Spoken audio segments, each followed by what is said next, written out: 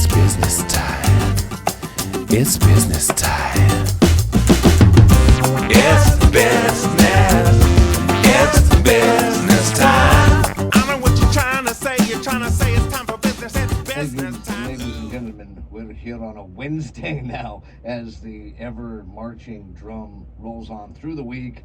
Monday, Tuesday, Wednesday, back to Monday. Now it's Tuesday. We now just we're do back these to on Monday. whatever day we feel like. Yeah, it's a roll of the dice here, ladies and gentlemen. But they air on Monday. Well, they will. They'll always air on Monday. That's the confidence you take in knowing your world is part and parcel to some degree of order. We try and facilitate that right here on RL Technologies, and Chef's Abacus presents Business Time. You can find us at www.rltechfl.com. You can email us at info@rltechfl.com. And of course, you can look at our Facebook at facebook.com/RL Technologies 180. And finally, you can also find us at YouTube, which is youtube.com/RL Technologies 180 as well. No, it's RL Tech FL. Oh, RL Tech FL. We got that switched over. That's very nice. All right. So we have spent the last 3-4 weeks in between Ralph and myself and other SMEs bombarding you with the ideologies, the quips, the mechanicians of AI, robotics, integration. And we talked to Deacon Bruce, coder, Navy Fed, cybersecurity guy. We talked to Adam Perez, coder, right? But within the hierarchical chain, from a theological standpoint, we had talked to a deacon, we had talked to a bishop, but ladies and gentlemen, we had not talked to the Pope. And sitting across from us with a red shirt on, like a red phone to the Pope, very Batman-esque, thank you very much, is David Shimel. This individual is a highlight reel for us, to say any stretch of the imagination. He's been, deeply immersed in the AI world. He is an individual that also stems from a great understanding of cryptocurrency. You're talking to an individual that is classically trained in piano and is very philanthropic and doing videos currently to help educate people, and just an all-around great guy. And my first opportunity to actually meet David, Ralph has talked about him ad nauseum for a long time, and I'm pleased as punch to meet him. So, Mr. Shimel, how are you doing today, brother? I'm doing quite well. Down here visiting Pensacola. It's where I grew up, born and raised. Just seeing my family because I had a few days free. My wife's down in Naples right now, visiting her grandmother, and so I figure why not, take a few days to pop down to Pensacola, see what's up there. And, very nice. Yeah, we put your Christmas card up. So I saw that. I'm very flattered that you continue to have it on display. You made it in the room. What was the name to a face thing? So I didn't know what you looked like. I was like, and half the time when we ask other respondents, like Matthew, and I'm like, hey, give me a headshot, give me a photo, so I know who I'm talking to. It's crickets, So well, I did you one better with the Christmas card. I know, so. right? And it was unexpected. Yeah, we got the entire family in it there. I was like, all right, there's David. I got this. I understand now. I'm a little far away. Maybe I'll send you a headshot next time. Get an AI to generate it while we're talking. AI. You could. You eating spaghetti, right? Yeah. Nothing says pro like someone who is eating spaghetti. Right. That's right. And all of the things involved therein from an artificial standpoint. Is it a likeness? Is it David? We may never know. Looks eerily similar. We're all spooked out here. It looks a little too happy. Yeah. Yeah, let's bring them Bring it down a little. He doesn't like the spaghetti as much. He's ashamed of the spaghetti. Yeah. I'm just eating it for the macros. Yeah, you're being forced to eat it. It's 7 with Sprint. For the clout. Yeah. Yeah, for the crowd. People need to know I'm on the level. You're on well up. So, tell us a little bit about yourself. Like you said, you're born, raised here in the Pensacola area. Yep. So, where'd you go to school? Where'd you go to college? And how did you get there? What starts driving that track? Sure. So I lived my first 18 years here in Pensacola. I went to Episcopal Day School for K-3 through 8th grade. So that was affiliated with Christ Church that my family and I would go to every week. And our family all sang in the choir, so that was kind of one of my early exposures to music. I also we're also, like I said, a musical family, and so I got signed up for piano lessons at age 7. I'm a graduate of the Pensacola High IB program, so I've always been kind of a school-focused person. You know, I got good grades, very interested in math. Like, one of my extracurricular activities was doing quiz bowl. I was also on the math team. So when I went to college, I went to Columbia University. Outstanding. Got my my major is mechanical engineering, but I also minored in computer science and electrical engineering because, you know, all the subjects sounded interesting. They made us take an intro electrical engineering class for the mechanical engineering degree. So I was like, oh, might as well minor in that. And then same thing with computer science. Well, pick up a minor in that. Maybe I took more classes than I should. I don't know. But alongside the engineering stuff, I also did, I played keyboards for a bunch of musical theater productions during my time there. So I had my engineering friends, I had my theater friends, and there was like one other guy in the overlap of those two. He's an Imagineer at Disney now, so very appropriate career track for him. So yeah, it was very scholastic, nerdy, focused on piano. I played in a couple rock bands in high school. That's how I know Ralph here. His older brother was our bass player. And I think you played cowbell on a couple tracks. What I need is more cowbell. I got a fever. I got a fever. But more cowbell. Thankfully, Ralph is there to deliver. Well done, sir. Well done. You know, it's a select few. Not anyone can play the cowbell. It's a lifestyle. To live it, learn it, breathe it, him. know it. Actually, Harlan pulled me out of school for that. I was in middle school, and they were in high school, in the atrium, and I hid in a box for like 3 hours. Dude, isn't the call that every kid wants? Yeah, Oh my your God. rock band needs you. It was great. You had to pull some Metal Gear Solid stuff. Yeah, in a he in a box. box. I had a Snake fan. over here, and he's getting around. Took the patch off his eye and down the road. They wheeled me in before the show, like, I don't know, like 45 minutes, and I had to sit there crammed in this little box. I wonder how much of that was like, we actually need you to duck down and hide versus I'm your older brother, I'm gonna like. It was Torture you a very little much bit. like, I want to put you in this box and keep you there for a couple hours. Yeah, because I said. I was all for it. This is way better than going to class. I'm sneaking around. Yeah, I'm Well, in I a got hot snuck out of box. school to go to another school. Right. I mean, you're still in school. Like, what's the big deal? I didn't admin strict care. When I went to high school though, like, because that was the very next year, Mhm. all the older kids were like, "Wait, were you the cowbell kid?" Cowbell kid. Cowbell kid. Your reputation preceded you. That's You're already a legend I there. know. KBK. It's on your shirt. Yeah, I'd forgotten that detail. Did you get in trouble? Like when you got back to? No, Okay. no, I know. I mean, they just pulled me out of class that day. Harlan was one of my like the adults that was allowed to pull me out. Oh, okay. Yeah, so it was just kind of one of those things. I was there for homeroom and attendance, and mom and dad never knew. My guardian needs me. I'm being called away. Being summoned. I had a fedora and a cowbell. That's all right. Winning combination. Yeah, Yeah. that was great. That's how they went to disguise you. The fact that you were a foot shorter than everybody else in the band didn't seem to cue any. There were no adults to be found. Like, there were none. They were Outstanding. literally like, okay, kids in the atrium playing music. Nothing can go wrong there. Pretty standard stuff. But that's how David and I met, like years ago. I mean, maybe a year before that, because you guys had started playing with New World. Yep. And you know, it was like a death metal. No, it wasn't death metal. Prog metal. Prog metal. Yeah. Ooh. Yeah. Well, I mean, metal's probably giving us a little too much credit. Prog rock. Okay, certainly, though. okay. We weren't that But heavy. that's you know, so Stefan, my best friend. That's that's how we all kind of came about. Outstanding. So, Mhm.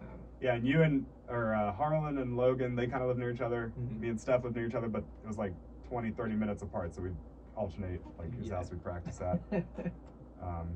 But y'all had that nice little like side room. We did. We had a mother-in-law suite that we just turned into the band room. That was awesome. It was great. Very As loud nice. as we wanted. Mm-hmm. So, You always need a place. yeah. The lair. And Steph had as much gear as Logan, the drummer, so it was unfair either way. Whoever had to Right. bring all their crap over. So, but yeah, so that's how Ralph and I met. And then yeah, so I was in college, I was at Columbia, my senior year. I'm trying to stay in New York, but I was not hearing back from any companies when I was sending out my resume for mechanical engineering jobs. I really wanted to work in green design for buildings, like improving building energy efficiency. We had no bites, but then I would send out resumes for like programming jobs, and I'd hear back like 5 minutes later. Like I remember being in my computer vision class one day, just sent out an email, and then like 5 minutes later in the class, they're like, "Yeah, we'd love to schedule you for a phone interview." So I'm just like, okay, I guess the free hand of the market wants to allocate me here, so I'll try my hand at coding. And really, like looking back at my childhood, I should have just majored in computer science. Like we had a computer growing up, an old IBM PC that my dad used to do the church's taxes, to do Episcopal day school's taxes. He kind of like got their finances in order, and so I would like, write my little programs in BASIC. Like I wrote a calculator program to help me do my math homework. Then one of the math teachers told me I wasn't supposed to do that, but like if I'm sitting here as a middle schooler programming software to help me do my homework, I think that should be encouraged, yes, maybe a little 100%. bit. I still know how to add. Come on, teach. But Yeah, probably better than you do. So, which is why you have the problem with me in the first place. This isn't about math. A subtle threat to her authority. Yeah, But this is about your inferiority complex, and if she's short, maybe a little Napoleonic too. So perhaps. I mean, she's not a bad person, but yeah, I didn't have the knowledge or words to express whatever that undermining was. But in any case, I didn't stop learning. I didn't stop programming. So I managed to get an interview at this one company, AllianceBernstein. And this was fall semester of senior year, so I actually did not get an offer. And then in the spring semester, my best friend from college, he had gotten an offer from them, and they were looking for more people to fill out their, they called it the Technology Associate Program, basically like entry-level career opportunity for technologists that they could then hopefully bring up in their company to become senior technology people. right. But yeah, so then I applied again, and in the meantime, I had gotten some help on my cover letter, and I had studied the like algorithms more, because in these for these software engineering jobs, they ask you to solve technical problems like sort a string, but keep all the spaces in their original positions. So you've got these like brain teasers. You got to figure out the algorithm to solve them. So the second time I applied and re-interviewed, I was able to get the job, and that pattern kind of repeated throughout my whole career. Like I've never gotten a job without applying multiple times, and especially without knowing someone. Like if I didn't know, like I've never gotten a job where I didn't have a personal connection there already. Okay. So that's been a huge leg up for me in my career. I don't even know if I'd consider applying anywhere where I didn't have a warm intro, but in any case, got the job at AllianceBernstein. Worked there for a year. I continued studying computer science in my spare time because I only had a minor in it, so there's tons to learn. And even if I had majored in it, it's not like they teach you everything you need to know in industry. Right. There's a lot of, oftentimes in an academic setting, you'll learn the optimal way to solve something. But when you get into industry, it's like, no, we just need to get it done quickly. We can optimize it later. You don't want to spend too much time up front before you've clearly identified that, we need to make an investment here and really optimize it. So yeah, I worked at AllianceBernstein for a year, continued studying my spare time, got a job at FactSet Research Systems. They're Bloomberg's main competitor, and they're an actual software engineering firm. Like they produce software as a product. AllianceBernstein, they're an asset management company, so all the IT stuff is a cost center. You're not really like important in a sense. Okay. So this is like me going to FactSet was like, okay, I'm like a real engineer now because I'm working on building a product that has to stand on its technical merits, not just, you have to use the software because it's an internal tool and you have no choice. Right. So I worked at FactSet for a few years, continued improving, but I'd always had one eye on Google. So I remember seeing a video, I think it was when I was in high school, of the Google New York office, and I was just blown away. Like, this is a real place. there's like people scooting down the halls, and there's free food like cooked by gourmet chefs for lunch, and there's like these gorgeous views out over the Hudson. I was like, oh man, it would be sure would be great to work there someday, but probably not for me. You know, I'm going down a different path. But I feel like the universe, there's like a gravitational center there, and it kept pulling me closer to Google, and you know, I would apply. I applied senior year of college, didn't get the offer. Applied again when I was leaving AllianceBernstein, didn't get the offer.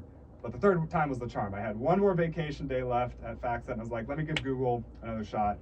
And they made me do 2 technical phone screens, and then they let me on site, and then third time was the charm. I got that offer, and that's when I felt like I really made it. Like, oh, okay, I may not have majored in computer science. I don't have a degree. I didn't have any programming internships, but I finally made it to. I finally got a front row seat to the technology show, and it was a really good time to be at Google. I was there for almost 8 years.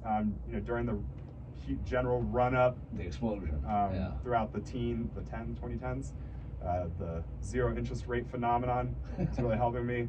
I still have something like 40% of my net worth is Google stock right now. So maybe a little more of a concentrated position than I should have, but Google has been very good to me, financially speaking. I mean, I'm sure that's not much of a surprise. And it was also the most social company I'd ever been a part of. Like, certainly the biggest company, but then in New York, it was the second largest office at the time, might still be. But people were coming from all over the world to work there. Lots of people my same age who wanted to meet and hang out. They had lots of social events there, like this thing called TGIF, where the founders would go on stage from Mountain View and present, like, here's what we've accomplished at the company over the past week, and they'd like have beer and snacks for us in one of the cafes, and it was very congenial, social.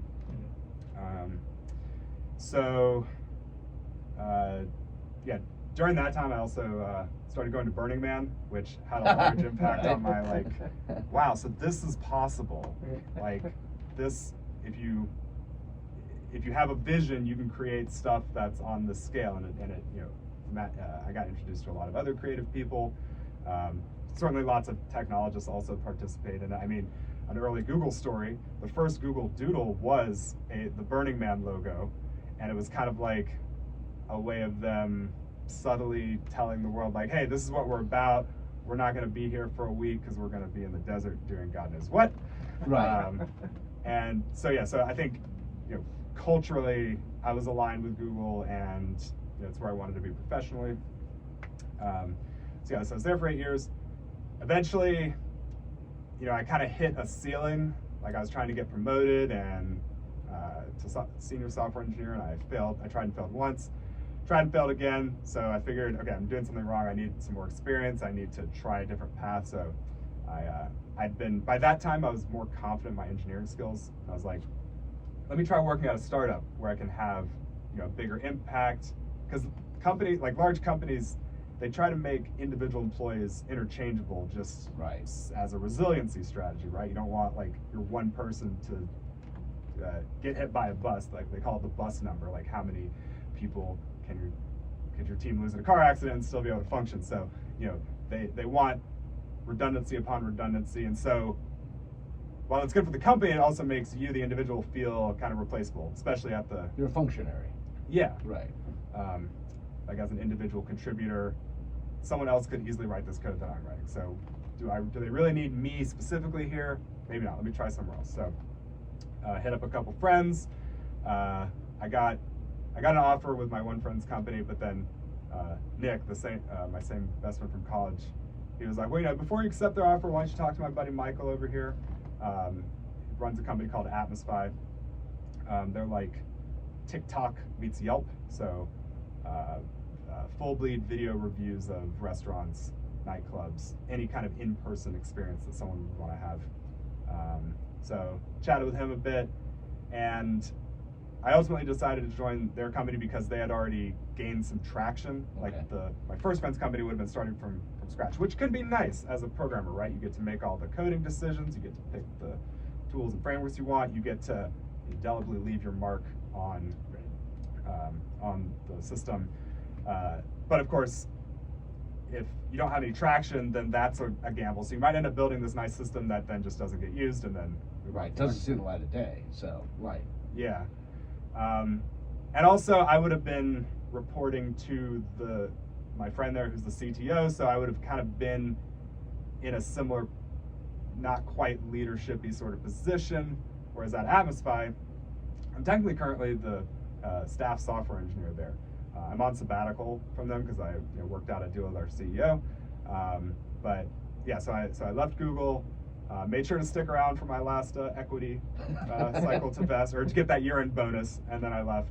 Took a week off, and I was at Atmosphy for a year and 9 months, and then I went on sabbatical because I realized that the work I was doing at Atmosphy, while I was more of a critical team member, I had more say in the matter. In terms of its format, is very similar to what I was doing at Google. Like, okay, we write out the product requirements, and then we critique the requirements, and then okay, we're going to implement these, and then we'll test it, and then deploy it, and it same kind of cycle, just in a different domain with more responsibility, because now we don't have a team of site reliability engineers to keep the software up. It's me, Right. and the other folks on the team, and by that point I'd been working for 13 and a half years or something. I've saved up a bit of money. I thought to myself, why not take a step back? Why not, instead of waiting until I'm 65 to retire formally, why not pre-tire for a little bit, kind of take a step back from work, and if I don't have a job structuring my day every day, what might emerge in that space if I let it open?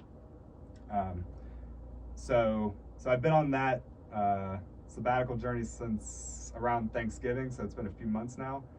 And the main thing I've been doing is teaching an electronic music production class at this group called Fractal University. They're like a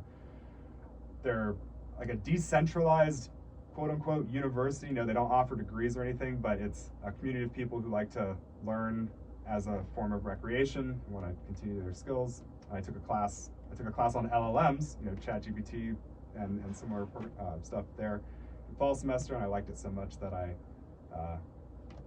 didn't volunteer to teach a class because I do get remunerated for it, but I pitched an electronic music class. I loved it. Right. And now I get to focus on that full time since I don't have my job responsibilities. But I'm still keeping an eye on AI, still keeping an eye on the crypto space. So yeah, I guess that brings me to the present day, and now I'm here with you 5 days. And quite a journey it was. When you were stepping into Google, like you said, and I think so many of everybody, that was looking at it was like, look at those workspaces. Mm-hmm. Especially if you had spent some time in the functionary. Even if it was in the IT community, if you were working for a defense contractor and everybody was dealing with cubicle syndrome, Mm-hmm. and Yeah. we're all in a box. And what's interesting to me is that you went into this free and open space, as it was presented to you. But in all sincerity, when it came right back down into the structure, the cubicles, the walls may not have been there, but the function was still there. Yeah. And actually at FactSet I had a cubicle, I think, or at least it was, had like those low walls, so there was more of a sense of your private space versus a long rows Right. of desktops, which is what we had at Google, the sort of open floor plan. Right. And some people like the open floor plan, some don't. I think it's probably easier to cram more people in there, but then you lose some of the privacy. So like, I remember some of the old heads at Google who had worked at Microsoft back in the day. They're like, yeah, I used to have an office with a door, and now I'm like in the bullpen with everyone else. Right. So yeah, in theory, it makes it easier to collaborate. Like, oh, I can just go tap you on the shoulder, but it can also expose you to more interruptions. So I don't know if it's necessarily the best arrangement for creative work, but it's definitely How did takes up less space. the remote effect of COVID, how do you think that affected that kind of workspace? Yeah. Because now you are compartmentalized. Boom, you're at home, and Mhm. the interactivity is minimal unless you're, Skyping or talking to somebody on, Team Chat or whatever you happen to use. Yep. What happens to the productivity then? Yeah, I remember when the pandemic was starting to pick up. Like, I remember taking the subway home that one day and just being like, should I be on the subway right now? Like, are they gonna, what's gonna happen next? And like the next day they're like, okay, no, you don't have to come into work anymore. And Google had been preparing for this kind of scenario for years. Like, we have our laptops, we can log on to the corporate network, we have our little security key things. They subsidize your home internet connection, at least if you're an engineer.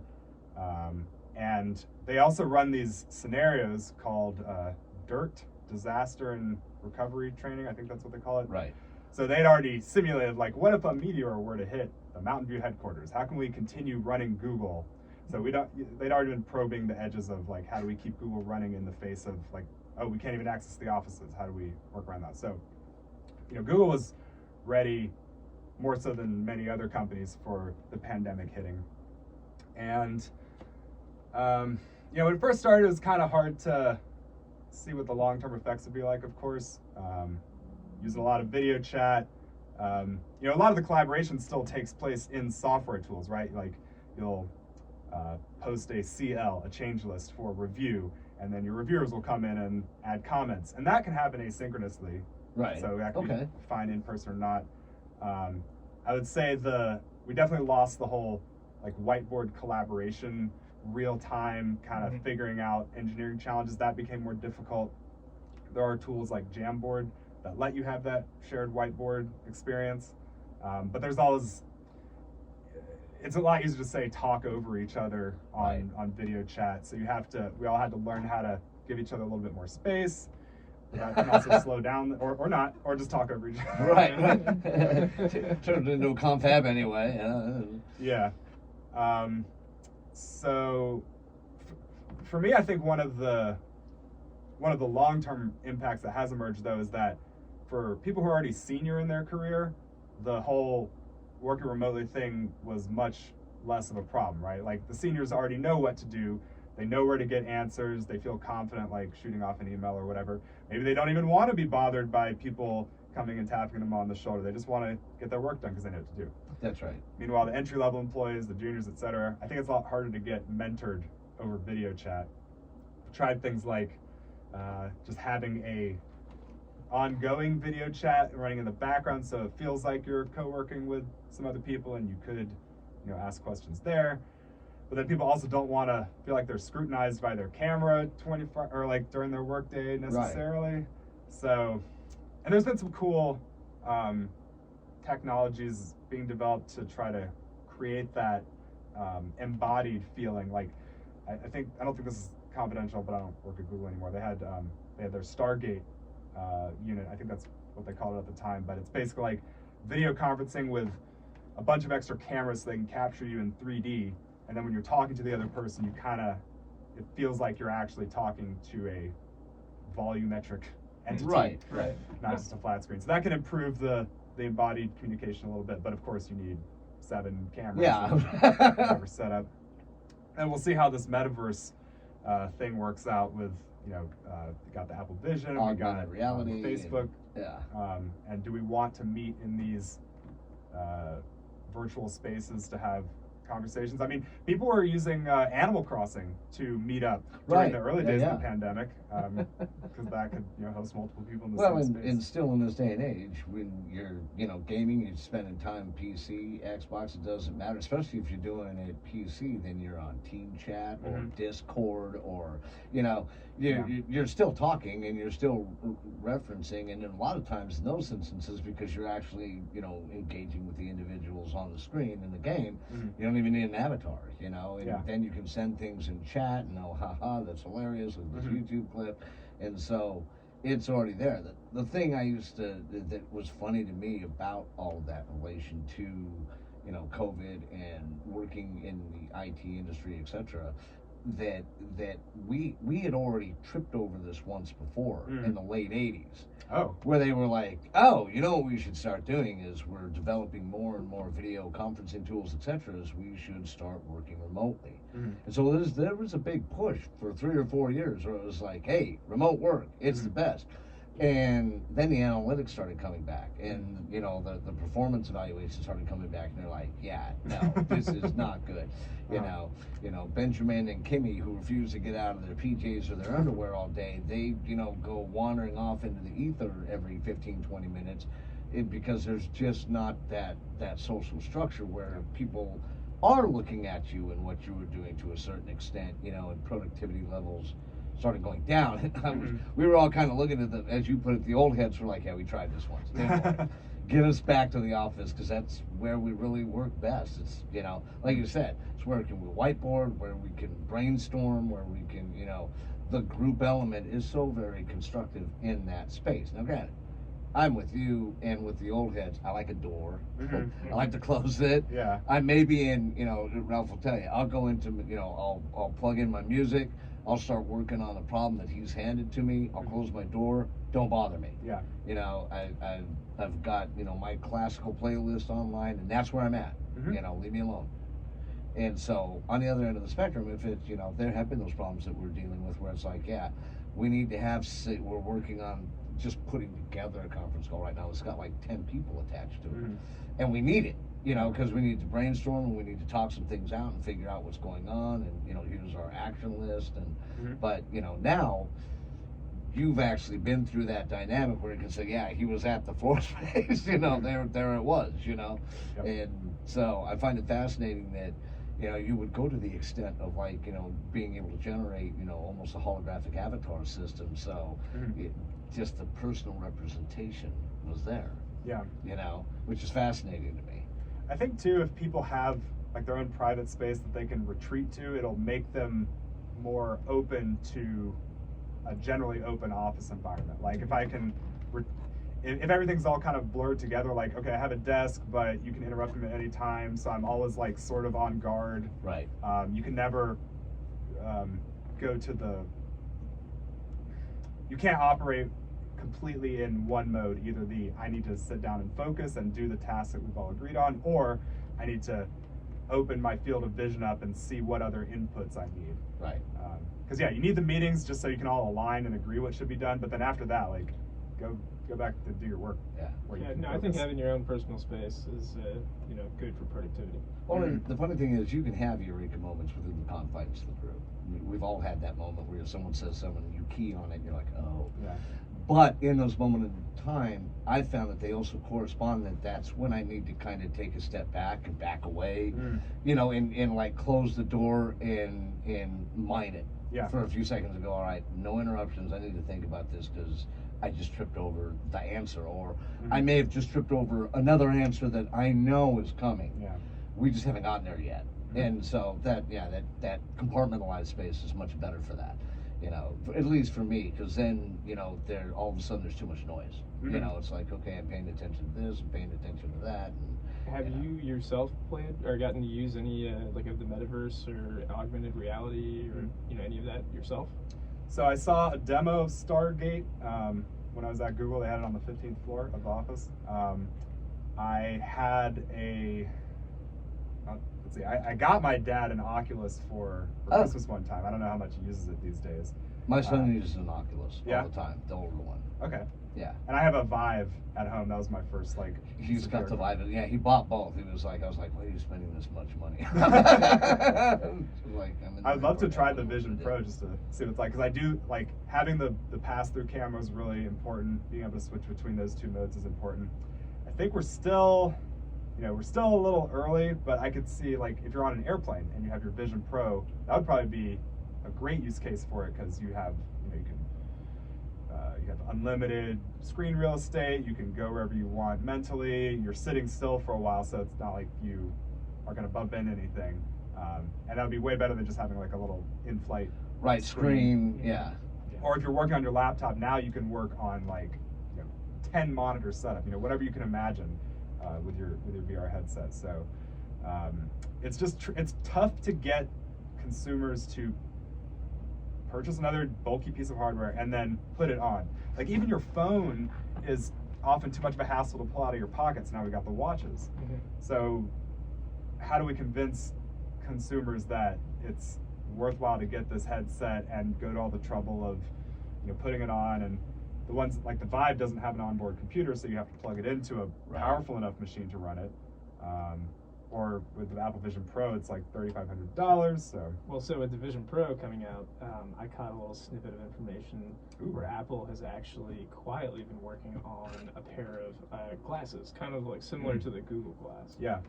Now this is obviously it's going to work a lot like your watch. Its price point is $500, you know, per unit. So I think that what they've done is like they worked so hard on the Vision Pro that they wanted to push it. They also wanted to push something that had an outrageous price point. So when they pushed this other one, people were, you know, like flock to it. It's like, oh, it's only $500. $500 is still a lot of money, but for a pair of glasses like these right here were $500. Okay. They don't have a computer inside of them. I would happily pay for another pair of glasses. Part of the cool part about what they've done with the glass is for people like me who wear prescription lenses, they've actually got lenses that can adjust to my prescription.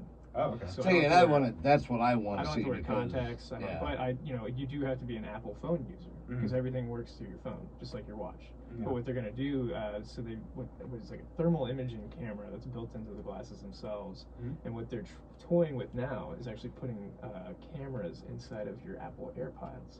So you would wear the AirPods in conjunction with the glasses, and then you know you obviously you have your watch and your phone on, so you just yeah, you're avoiding water and lightning at all costs. But I think that'll be like how they move into that space. Yeah, I want to see how they solve the focal gradient problem. Apparently they've done it. Well, and I'm not buying that yet because I know something about laser lens technology and how it was being utilized in the late 80s and the early 90s, and how you dial in light utilizing these, you know, almost microscopic, near microscopic, you know, lenses that are very difficult to make. They're carbon, and this is the problem, they're incredibly expensive. Well, and so you have to be able to dial that in somehow. These glasses aren't supposed to be as, I guess, immersed as the Vision Pro. So they're supposed to do things like, you know, show you text messages or allow you to follow like a guided path, kind of like in like Apple, you know, maps and things like that.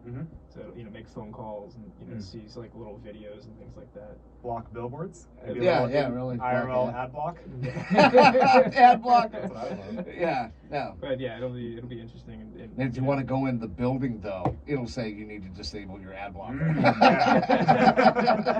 You must subscribe. Click on this URL here, you know, and well, no, what'll happen is every business will have, you know, you'll have to set up an account. So like if you want to walk into the store, you got to scan this QR code, you have to create an account, connect your wallet to it, and then they'll let you in the door.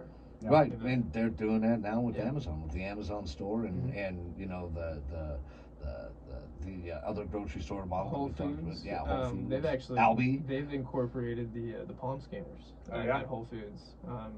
There's actually one in New York that they've done it too. Okay. So you can walk in, you know, you can your next field trip. And I don't know, I forgot what you have to do before you're able to use it. There's some sort of, you know, scanning that you have to do with your phone.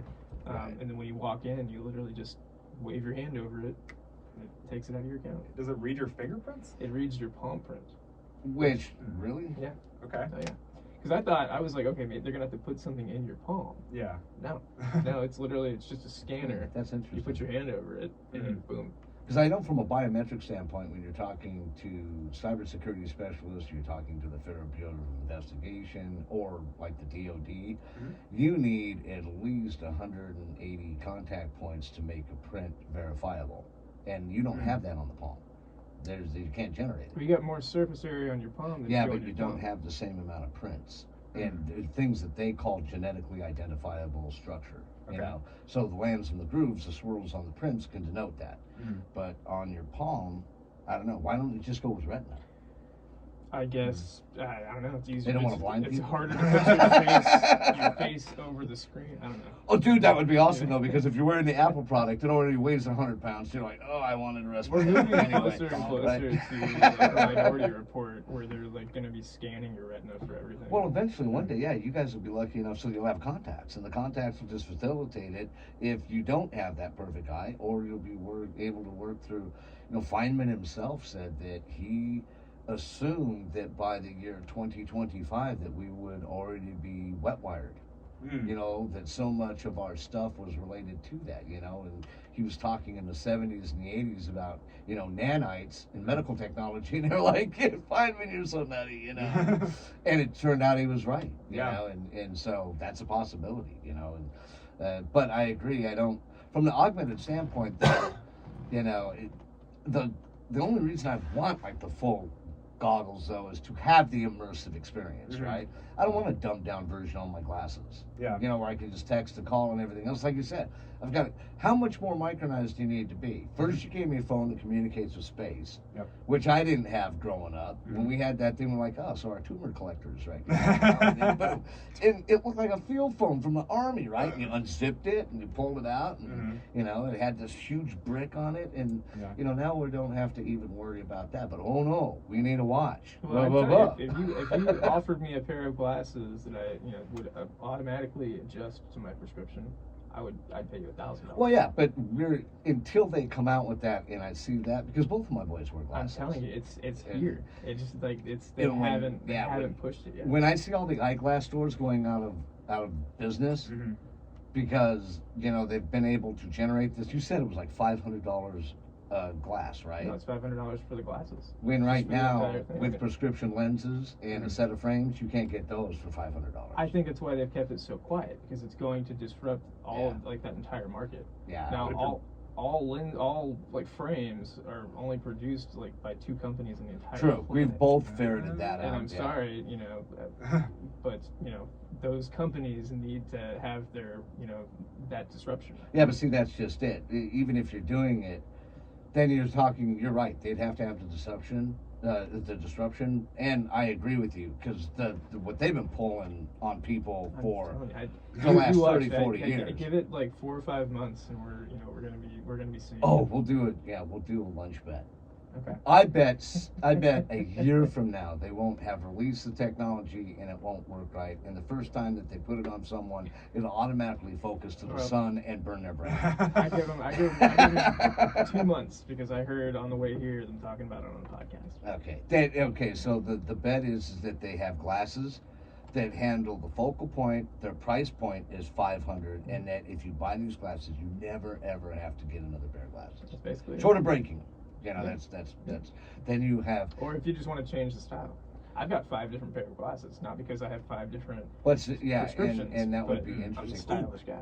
They make it so that you can like detach those frames and your glasses and just put them in another frame set. Well, now they have skins, so you can actually like magnetically. I can put like a pair of like denim skins or like red ones or blue ones. Yeah. Oakley started it, called them ears, and I was like, what? It's just for the framework on all of the Oakley razors and stuff. All right, well, awesome. We got a bet. That'll be cool.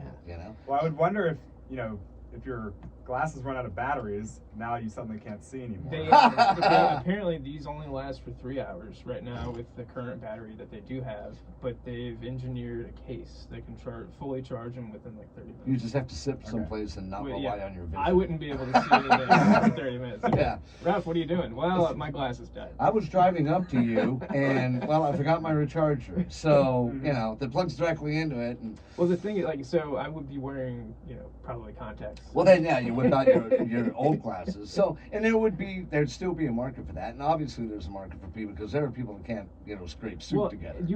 This is only for Apple phone users too. So I mean, it wouldn't work. Which is if you what's ironic. An Android user. 30% of the world's market in relation to cell phones is controlled by Apple. It's actually 29%. Okay. That's it. Just what do you think would happen controls to the the rest. market if they had a pair of glasses that no other company on the planet would have? They would literally take over probably the entire market. I don't know, but on the other end of the spectrum, like you look at Microsoft, etc., with the chip, I don't know what that percentage is, but as of 2015, they still controlled 87% of the world GPU market. Because they invented the chip first. So yeah, if you get it out there first and it's big enough, and maybe you've got philanthropist type individuals that are like, yeah, we're going to get these here, we're going to get these there. But to work, also by the sounds of it, once you download the software, you'd have to keep updating it. So like trying to get vision to the third world country would still be difficult without a Wi-Fi signal. Oh no, you'd have to have an Apple phone for it to work. Like, Yeah, it's not, so you put on the glasses themselves, they would literally just be pieces and of glass. this is interesting because like software. the structure of the platforming for this is one of the problems that like they were talking about 2 years ago with Apple. It's like, all right, you had this $700-800 phone. And that's what you bought. If you really, really, really wanted to watch, then you spent the other $1,000 or whatever it was going to cost, right? But now, if you want the glass, it's the same thing with the payment processing and POS system. If you want the glasses, if you want to see, baby, you got to get this and this and this, which isn't $500 a month. Yeah, it's $4,000 now. And honestly, if I were Apple, I would make it a subscription-based service. I'd say, okay, if you want to use these glasses, just like with the and watch, you're late one day because gotta you pay me forgot an you extra canceled your $30 credit a month. card. Yeah. It points out where you're driving down the road. Your trial glasses. Could you imagine like the lawsuits? And all of a sudden I it was driving just, down the road and my glasses just died. Yeah, or they just filled with Apple ad space all of a sudden, and I couldn't get the ads off. Connect your reconnect your payment. Yeah, your payment. Yeah, there seems to be a problem with your payment method. Because you can't download an app if you don't have a valid payment method. Right, right. Even if it's a free app. Even if it's a free app. And what happens if someone takes your glasses off and puts your glasses on? Then, according to what I read, it's supposed to automatically adjust to their retinas. Oh, well, now see, retinal scanning. Yeah, exactly. How do you do that? Remember Connect with the Xbox? Oh yeah. I used to now see, and that was one thing. I was like, oh, look, your face, and then you just stand in front. But then there would be times when you'd walk in front of it, nothing. As you say, radio silence. And you're like, it's all right, I have to. And then that was funny because you'd be like, in the same vein now, you'd be like disgruntled. Yeah. Like, I got to use a controller. Yes, you have to use a controller to turn on a box that allows you to play the most artistically beneficial video games that you've ever played. What are you bitching about? I just want my all of the avatars to be like we're playing the Wii. Oh yeah. Like Wii Sports. Dude, and if you might as well, if you're gonna do that, why not? You have like an avatar app for the glasses, where it doesn't matter if they want it, you put it on them anyway. Like everyone in your world has got some type of weird avatar bobblehead. I'd go with the Star Trek one, so everybody was like a Gorn. Yeah. You're like, all right. And then in the background, the music is like, dun, dun, dun, dun, dun, dun, dun. You're doing the whole fight scene. Everyone looks like William Shatner or Spock. Well, you don't need that. That's a Halloween app. You just have to invert the mask, right? So the filter bubbles will get that much stronger. we have dropped through the looking glass in relation to our visage of the world in augmented reality. I love the way they changed that word too. Remember, it was like, it's virtual reality, and then all of a sudden, Google was the first one that actually coined the phrase augmented reality, because they were like, no, it's not virtual reality. Nay. It's augmented reality. You're still in your world space, but we have lots of lights and bells and whistles. Which I have to admit, the one thing that I do like, and this is coming from a person, mind you, that will never wear one of these. They physically can't.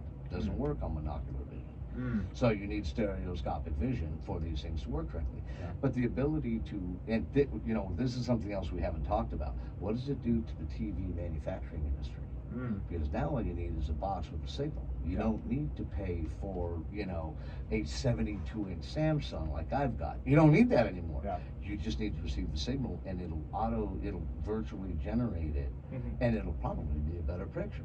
All right, and so you're like, how does Samsung and Sony and those guys, and their subsets like Vizio and TCL, and how do they fight that?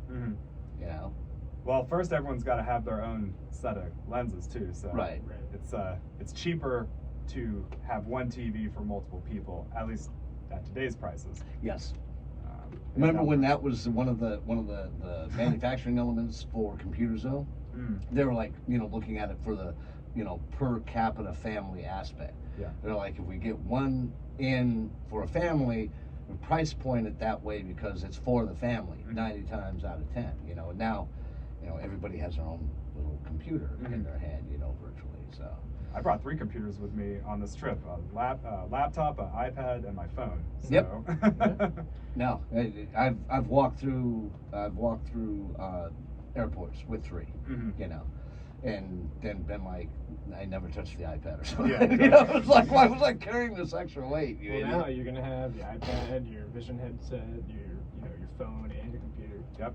Yeah, and all you do is you put up machine gun turrets at the ITS stations, or the TSA stations. It used to be ITS, and all of the people are virtual. And like, if you screw up, so they just tase you. Some remote piloted security A bot drone, will arrest you. Well, they have those too, yeah. Big dog comes out, from Boston Boston Dynamics, Dynamics, and then one comes out, another one comes out, robot arm drags you out of the way. You wake up in a little room, body cavity search in progress with the other robots. Hopefully the robot's not the one doing the cavity search. Well, I just want to be. I don't want to get my hands dirty. Yeah, why would you? Rubber glove on. And then the AI is doing the interrogation as well. It doesn't get emotional. Chat at all. GPT. And it's got its own avatar, which is Will Smith eating the way, and you're like, nightmare fuel the second you wake up. What happened? Well, I was violated by a dog, being questioned by an AI dog. Now I have this thing plugged in the back of my head. And they say I have to wear it whenever I go into an airport. So, and don't take it out because I'll get an infection. Yeah, that's why I didn't make it to work today. That's why I'm late for your conference, sir. I'm sorry. Can I still have the job, please? Yeah, no. You're on a list. Yeah. All right, so, one of the reasons that we definitely value you coming in and talking to us while we're all bouncing around all the other things is so much of what is going on in the AI world. And after talking, Ralph and I are like, one of the problems is the descriptors they're not easy for people to understand. We started talking about it, interestingly enough, in reference to the theology of something. Yeah. You guys are our techno priests. I mean, this is Warhammer 40K. It is. Sure. You guys are our techno priests, and not everybody speaks the language. And they talk about the elements, religiously of faith, the bound elements of faith, and the Holy Trinity, and da da da da da. And the simple fact of the matter is that from a technical world, from the the AI world, we have to take it on faith that what we're being told is A, the truth, B, isn't being hidden by some piece of nomenclature. But the problem is that we don't speak the language. If you look at the original Bible or Torah or Quran, etc., if you aren't fluent in Sanskrit or Latin in some instances, etc., then you don't understand those. And in today's world, it's mathematics. Yeah. And you guys are able to speak in a language that, if it is difficult, it's not a language you're like, yeah, we're going to spend 30 hours and I'm going to learn Yiddish. Yeah. I got it. That's not the case. If you have a real problem getting math, you're never going to understand that language. So your requirement for faith in, the Book of David is imperative. You got to, all right, I get it. Okay, David. So it was one of the elements where we were talking about this show. And we're like, we need to start, just explaining them some base models, what's going on. Now, in relation to artificial intelligence, as we have on the board, ladies and gentlemen, and we can't see, we'll superimpose, we have more cameras. One of the things that a lot of people don't understand is that there are some basic variants / models of artificial intelligence. When, because I outstripped both you guys by at least 20 years. And so when we first started hearing about AI, it was compilatory in the extreme. We never got segments of or percentages of. It was AI will be, when it's birthed, for lack of better nomenclature, we're talking about something that fits the organic model. It'll be self-aware, aware of its own mortality, Mhm. it will be able to reproduce Mhm. and defend itself, and it will seek for basic needs. In the case of like an AI, be electricity, the ability to improve its computational powers, etc. But it would be emergent and totally aware and interactive with us, and that's not how things have transpired. Yep. Right? But so right now, if you like Google it, if you look it up, pray to the Google God. Google God comes back and says, yes, we're looking at reactive, limited memory machines, theory of mind, or self-awareness. How are these things even comparable to the original idea of artificial general intelligence, or what most of us old heads would consider to be actual AI. So when you look at it, you've been a party to it, you've actually worked within the confines of the industry. Are these the best indicators, the best pieces of nomenclature to describe what it is that we have right now? Yeah, it is interesting that initially there was just AI, artificial intelligence, and then they started to realize the limits of the systems they were building. So we needed a new term, artificial general intelligence, for the thing that we weren't able to, or that we haven't yet been able to figure out how to do. I would guess that, we started, for instance, Deep Blue versus Kasparov. That was a huge breakthrough in AI. First time a chess grandmaster was defeated by a computer.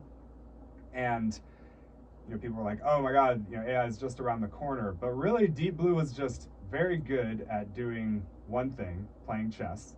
And that was essentially a search problem, right? Like, with chess, you have perfect information. You know where all the pieces are. You may not know what your opponent's strategy is, but you can figure out the best move because you have all of the information. It's very similar to executing a computer program where it has the data, it has the code, it just runs the algorithm. So, the computer just needs to identify more promising branches of the game tree, prune out the ones that it evaluates as not so great, and then there's really I suppose you could say there's a limited form of intelligence in there, where it's like very good at modeling the game of chess going forward.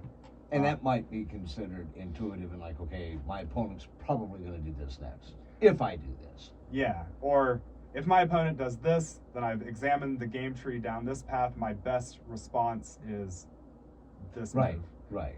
That preserves as much of the value of my position as possible, given my ability to look at the game tree in the future. Okay. Yeah, with something like chess, you can perfectly predict what will happen.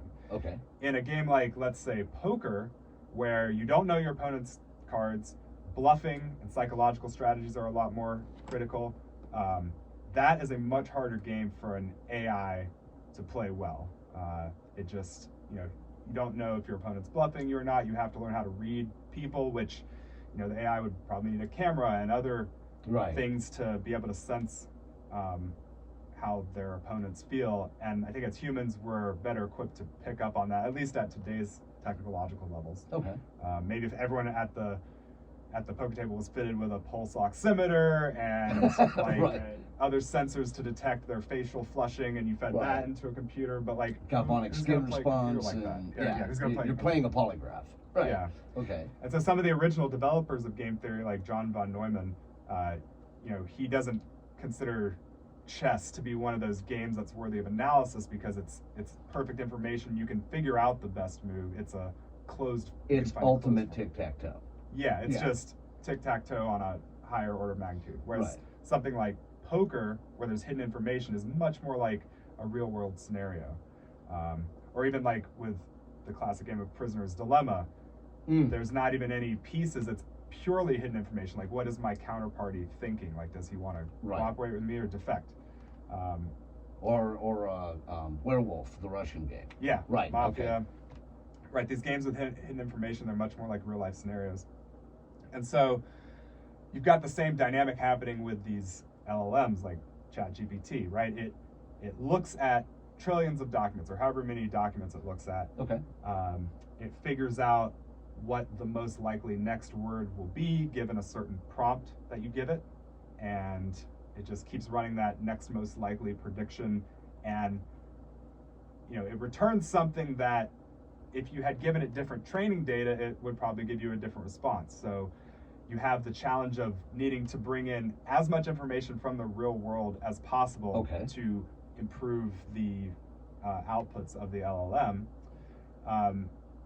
But it's still limited in that while it seems creative because it does things that are surprising to individuals, you could do like a simple Google search today and you get stuff back you didn't expect, but it doesn't mean that Google search is artificial intelligence. It's just like you didn't know about that yet, but it's still there in the training data. Like it's not able to reach into some place beyond what it was given. And so I think since like the 80s, now we have much more processing power, we have better algorithms, so we can crunch all this data into very advanced seeming AI packages. We still need some kind of breakthrough in terms of where does human creativity come from? You mentioned having read David Deutsch before, but all of us humans have this potential to make these creative leaps that something like mere evolution can't. Like evolution's good at adapting to an ecosystem, but along the way, every species it generates has to survive. Whereas as humans, when we exercise our creativity, we can put together like a dozen things that don't work at all. Like our ideas can die in place of actual creatures. So we can make these like stepwise leaps in reasoning. But the AI can't really do that. It can maybe show you connections in the data you already have that you weren't aware of, but it can't postulate something, it can't imagine something beyond what it has.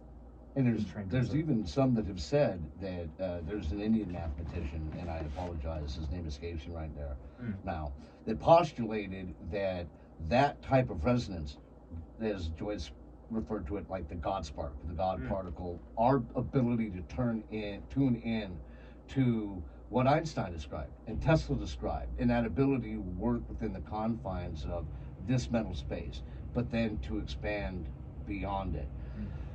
The Indian mathematician said, genetically, he had come up with an equation that mathematically proved that machine learning was never going to get to that state, where you actually dealing with something that understood itself and it allowed ideas to die, and work through those progressions, which was very eloquently put by you. But it would never get there because genetically we are mathematically tuned to a frequency where that cosmic consciousness is something that we are able to connect with, and to varying degrees. Some people are even more in tune with it than other people. Tesla himself said that he was able to begin an experiment, or postulation, work through hypothesis and theory, and actually perform the experiment and prove or disprove that theory all in his mind when he entered that trance-like state. And he said, no, I'm not in control of that. That's being beamed to me. The father of, the greatest, elements of algebra and calculus that we're even using to this day, another Indian mathematician, he was failing out of math in college. And then he started to have visions at night. And he said, yes, a female Indian deity brings me this information in the middle of the night, and I reproduce it, and I know it now, but it's not mine. And because the machine state will never have our genetic components, and therefore can never be tuned to that frequency, it will never reach that state. And I find that interesting that you're like, that's what we're talking about, is that, that evolutionary moment where, Mecha Orga doesn't really matter anymore because we've got this, this intelligence in front of us that has emerged. And based on that, so we're talking about the reactive, right, on the rails, linear, you put in, you put out, it's got rules, right? And then we're talking about the limited memory machines there, and how we have these estimations that they're capable of these incredible things, but they're not really. You're like, if we go down this line, like when we're talking about, the difference between quantum mechanics and like Newtonian physics, and it's like, okay, well, Newtonian physics are in a straight line. No matter what, it's all time-based.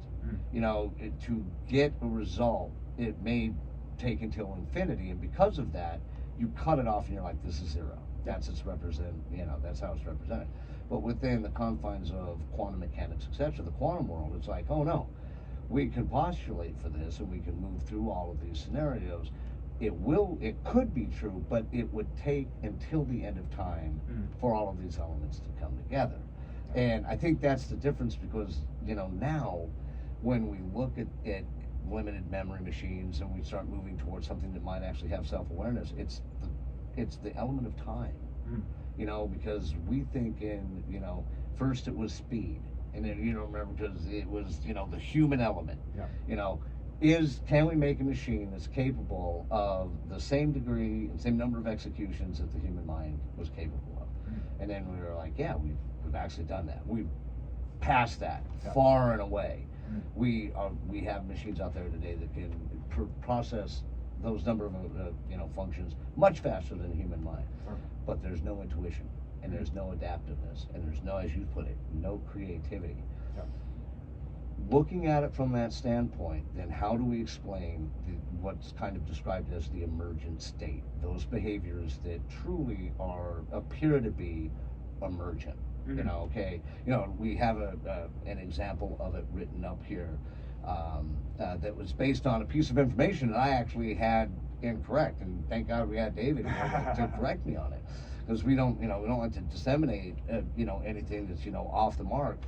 And there are a lot of people right now that are espousing to OpenAI actually issuing a paper on GBT that was trained to predict the next character of an Amazon review. It was allowed to read the first review and then predict the next few characters in the following review.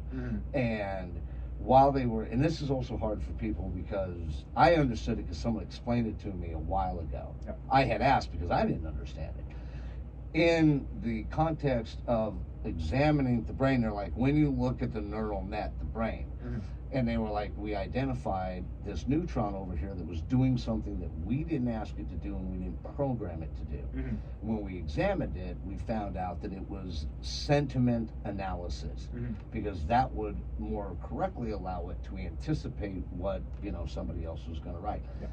Now, while we're talking about emergent, and within the confines of visuals, help our listeners understand, okay, it's not like we're looking at a neural net, like there's a GUI in front of you and you can delineate what portion of the mind is working, etc. How do they look at these things? It's literally like the Matrix for a lot of people. They're like, you don't even see the code anymore. The rest of us are like, what code? What are you looking at, man? Yeah, that is the interesting thing about these AI models in general, is that they're all approximations. Right? They're composed of what are called weights, model weights. These are large tables of numbers that control. They kind of delineate the topology of the AI's understanding of its training data. So, for instance, let's say you train a model. Oftentimes, a follow-up step that is done is called reinforcement learning with human feedback, RLHF. This is how a lot of safety features are added to AI, right? You'll have, the AI will generate a response, and then a human will say, okay, this is good, oh no, this is bad. And then based on that feedback, the model will update its weights so that next time it's less likely to give that bad, quote unquote, response and more likely to give the good one. So if you went in and just randomly changed the weights of the model, it would start behaving differently. So the training process sets the weights of this model, and then you actually can see how different neurons are responding in different scenarios when you ask the AI. So what happens is you take your question, your prompt, whatever you're asking the AI, you turn it into a vector of numbers. Yes, sir. You pass that number through, that vector through a number of layers of matrix multiplication, a matrix being like a table of numbers. It's a mathematical construct. And then you can see oftentimes certain factors in the model will not activate in various situations. Like even our own brains, they sparsely Yes. activate. Like only a few neurons are needed to represent a certain piece of information. Makes things a lot more efficient that way. Right. So no surprise that evolution figured that out. So you can't, there are ways of visualizing how that input vector of numbers is gradually transformed by the model into an output vector of numbers, which is then interpreted as the AI's answer. So Are these whole systems or fractionalized? Well, there are models of different sizes, right? So like one of Facebook's models, Llama, is like 70 billion parameters, you know, it's like gigabytes of data. Some are much smaller. So, you know, you might need more or less powerful computers, tools to be able to analyze this stuff. And when you're actually doing inferences in a production setting, you wouldn't necessarily have that visualization layer turned on because it would slow down the inferences, but you'd want to be able to go in and inspect it. And one of the challenges with AI in general is that, you know, we don't know very well how these models are operating. It's very, you know, the fact that they approximate a domain by the training data you give it. You're never quite sure what it learned from the training data. So you have to go in and just like put inputs into it and see what outputs you get, and then kind of reverse engineer what's actually going on. And I'm sure, you know, the explainability, as it's called, of AI models is a area of active research. Like, how can we get the model to explain how it got to this answer in the way that a human can? And with traditional code, you know, you could step through each line of code with a debugger in principle and say, oh, this value was set to blah, blah, blah at this stage, so I know that's wrong, so that's where that bug is coming from. Okay. With AI, it'll say, okay, here are the numbers representing my current state. What do those numbers mean? Unclear. Right. You have to kind of go in and, again, reverse engineer what did the model learn from the training data we give it? Why is it responding in this way when we give it this input? But because of the time element and because of what you're looking at, like you said, you know, in these particular weights, you may be going through a massive amount of data to get there. And then once you get there, you may not even understand fully, this is how we got from point A to point B. That type of thinking doesn't work. There is no heretical thinking there. It's not like, okay, yeah, we can clearly delineate this ladder. You can't. It was postulated somewhere along the line here, and we got there. So that brings up the next thing. So within the confines of this, when we're talking about understanding and being able to report back and figure out, there has been this argument, and it's definitely more popular now because people like, you know, Musk presented it, etc. And it was some of the arguments that was going on during the Manhattan Project, etc. But I think that even they had a better understanding of exactly what they were doing, even in so much of it being theoretical. And the argument is good science versus bad science. And, you know, good science being able to examine it, present things, reproduce them exactly, and totally understand them. And even in the scientific method, quote unquote, in the Socratic method, being able to draw it down to its bare essence and figure out, okay, this is what went wrong, but this is what this thing is in its nature, in its most basic nature. So we understand it. And if something goes wrong, then we actually have the opportunity to change the question because we came up with this answer. And so, you know, as you know, somewhat scientific methodology actually, is progressed through that. Well, we didn't know this before. We didn't know to ask this question, but then we came up with this weird answer, and we back through and changed the elements, and boom, we come to this answer. We can keep reproducing it. What you're describing is an environment where for AI, that's really, really difficult. And if you were to grossly improve the computing power and the size of the programs and the amount of data that was coming in, how would you ever reach that? How would you ever come to understand, okay, yeah, this is where, you know, the Google self-driving car, you know, when they were working through the initials and they were like, yeah, it misidentified a stop sign because someone put a band sticker on the stop sign in San Diego, and it misidentified it as a dog. And it sped up.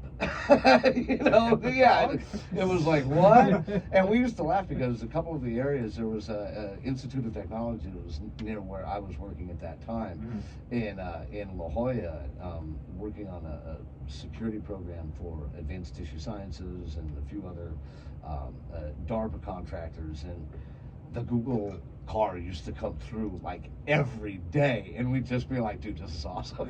You know, this is going to be amazing when this works. But they went back and they looked at it and they're like, yeah, something presented just in the geometry of that band sticker screwed everything up so badly that the mind didn't know where to go, and we actually don't know why it did what it did. So how would you construct and govern or compartmentalize the elements that are going on now so we have better science? Because you know the people that we put together, like the commission that's supposed to be paying attention to everything up on the hill, they don't know how to turn their computers on. You know this. Yeah. You know, they're good at being politicians, not. It's not. Yeah, they're not engineers. You know. Certainly not. Yeah, they can just write emails and that's it. Yeah, some of them are even good at being politicians. Yeah, exactly. You know, or they're rumbas and they just, you know, bounce around in the corner, or they Mitch freeze, or you know, but these are the people that, you know, raised eyebrows on my face are in charge. And they don't listen to people well. So how do we make the science better for these elements, or is it even or are we past that? The genie's out of the bottle now. Well, somehow the self-driving car companies convinced the municipalities to let them test their cars on public streets without, you know, getting a lot of input from the people that live there. So, you know, I have my sympathies for people who like put cones on top of the self-driving cars tops to interfere with them, or like there's one that got like firebombed on the Lunar New Year in San Francisco because it was like trying to go down a crowded street, and like if a human was doing that, you could sort of reason with them, but like what choice do you have when it's a robot coming towards you? You don't know how to get a hold of it, so I'm just gonna pop its tires, or, you know, take physical action against Well, there's it. actually Facebook groups dedicated to harming self-driving autonomous vehicles. Yeah, I believe it. Which, that, you know, and that, I'm sorry, dude, you're destroying somebody else's property, and I get it, and you may not like it, and you may be afraid of robots and, you know, batteries and the cobalt mines in Africa, but come on, man. Leave the dude's Tesla alone. He's going to be paying on that thing forever, you know? Well, then, I mean, we could go into an even deeper debate about why do we have so many cars in our society, but I don't want to go down. I'll get. Oh yeah, no, we have on other shows we've tripped over into the black hole that is, you know, okay, you know, do we need this? Do we need this? If we didn't have this would be easier too. And why don't we just restrict that? And why, you know, and so it's so. I have a follow up to like, please. What do we do to improve the science? I think one thing we could start is by making the people doing the science bear the consequences of their experiments. Excellent. So a lot of, you know, let's say a new AI system is deployed to handle bail cases, and the AI makes the decision. Well, at least if you have a human who has to sign off on that decision, yeah, they might eventually start rubber stamping it and just be like, yeah, whatever the AI says, go ahead. Now I don't have to think anymore, thank goodness.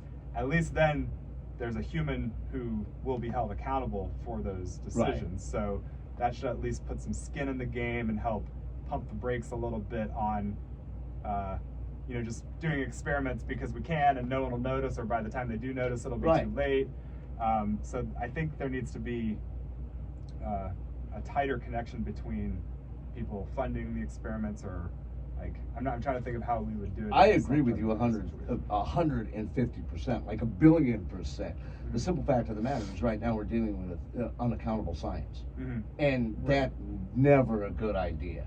You know, for those that aren't familiar with it, just go back and watch Jurassic Park. And the Jeff Goldblum moment, it's like, yeah, just because you could do it, you didn't stop to think if you should do it. Well, what did you think about Morgan & Morgan getting in trouble recently? Oh, it was them? Firm. Yeah. Oh, okay. They were the ones that, so they were actually, they were bought by a group out of Silicon Valley. Okay. Who were all tech people. I believe they had their own AI and they wanted to incorporate it into Morgan & Morgan, which is why they got in trouble. Okay. Well, they actually, they almost had lost the company because none of them were lawyers. So they all had to go back to law school. But what their AI was doing was it was actually using real attorney bar numbers and sending out and doing, you know, like finishing cases on behalf of these attorneys using their bar numbers without them knowing. Yeah. Just forging them. It was just blatant forgery. Yeah. Now, obviously, the AI had been told by Morgan & Morgan, do this, and, you know, they just kind of were like, all right, let's see what happens. And, yeah, now, for some reason, like, I haven't heard much about it since, but it's an ongoing thing. Wouldn't be the first legal operation that got burned by trying to use AI. Like, there's the stories of the lawyers who submitted some brief to the court, and the AI made up a bunch of non-existent court cases. Oh. And then the judge looked at this and was like, you're citing completely fabricated materials. Like, your argument is There's based on nothing on Westlaw about this, right? You are to be censured or whatever. Awesome. Punish them. So a lot of people are getting burned because it looks like the AI is doing the thing that we want it to do, but you still have to check its work. And that's one of my biggest problems with it. Like, I love using it to write code.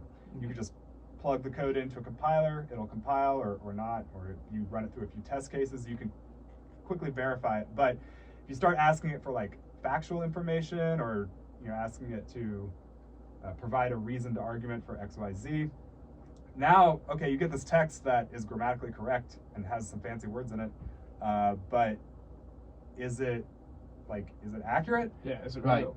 Yeah, and our parents, your generation always used to say, don't believe everything you hear on the internet. And so now we've got an advanced version of that problem, because now the internet will talk to you in real language that you understand, that looks like a human wrote it, and it becomes that much more convincing.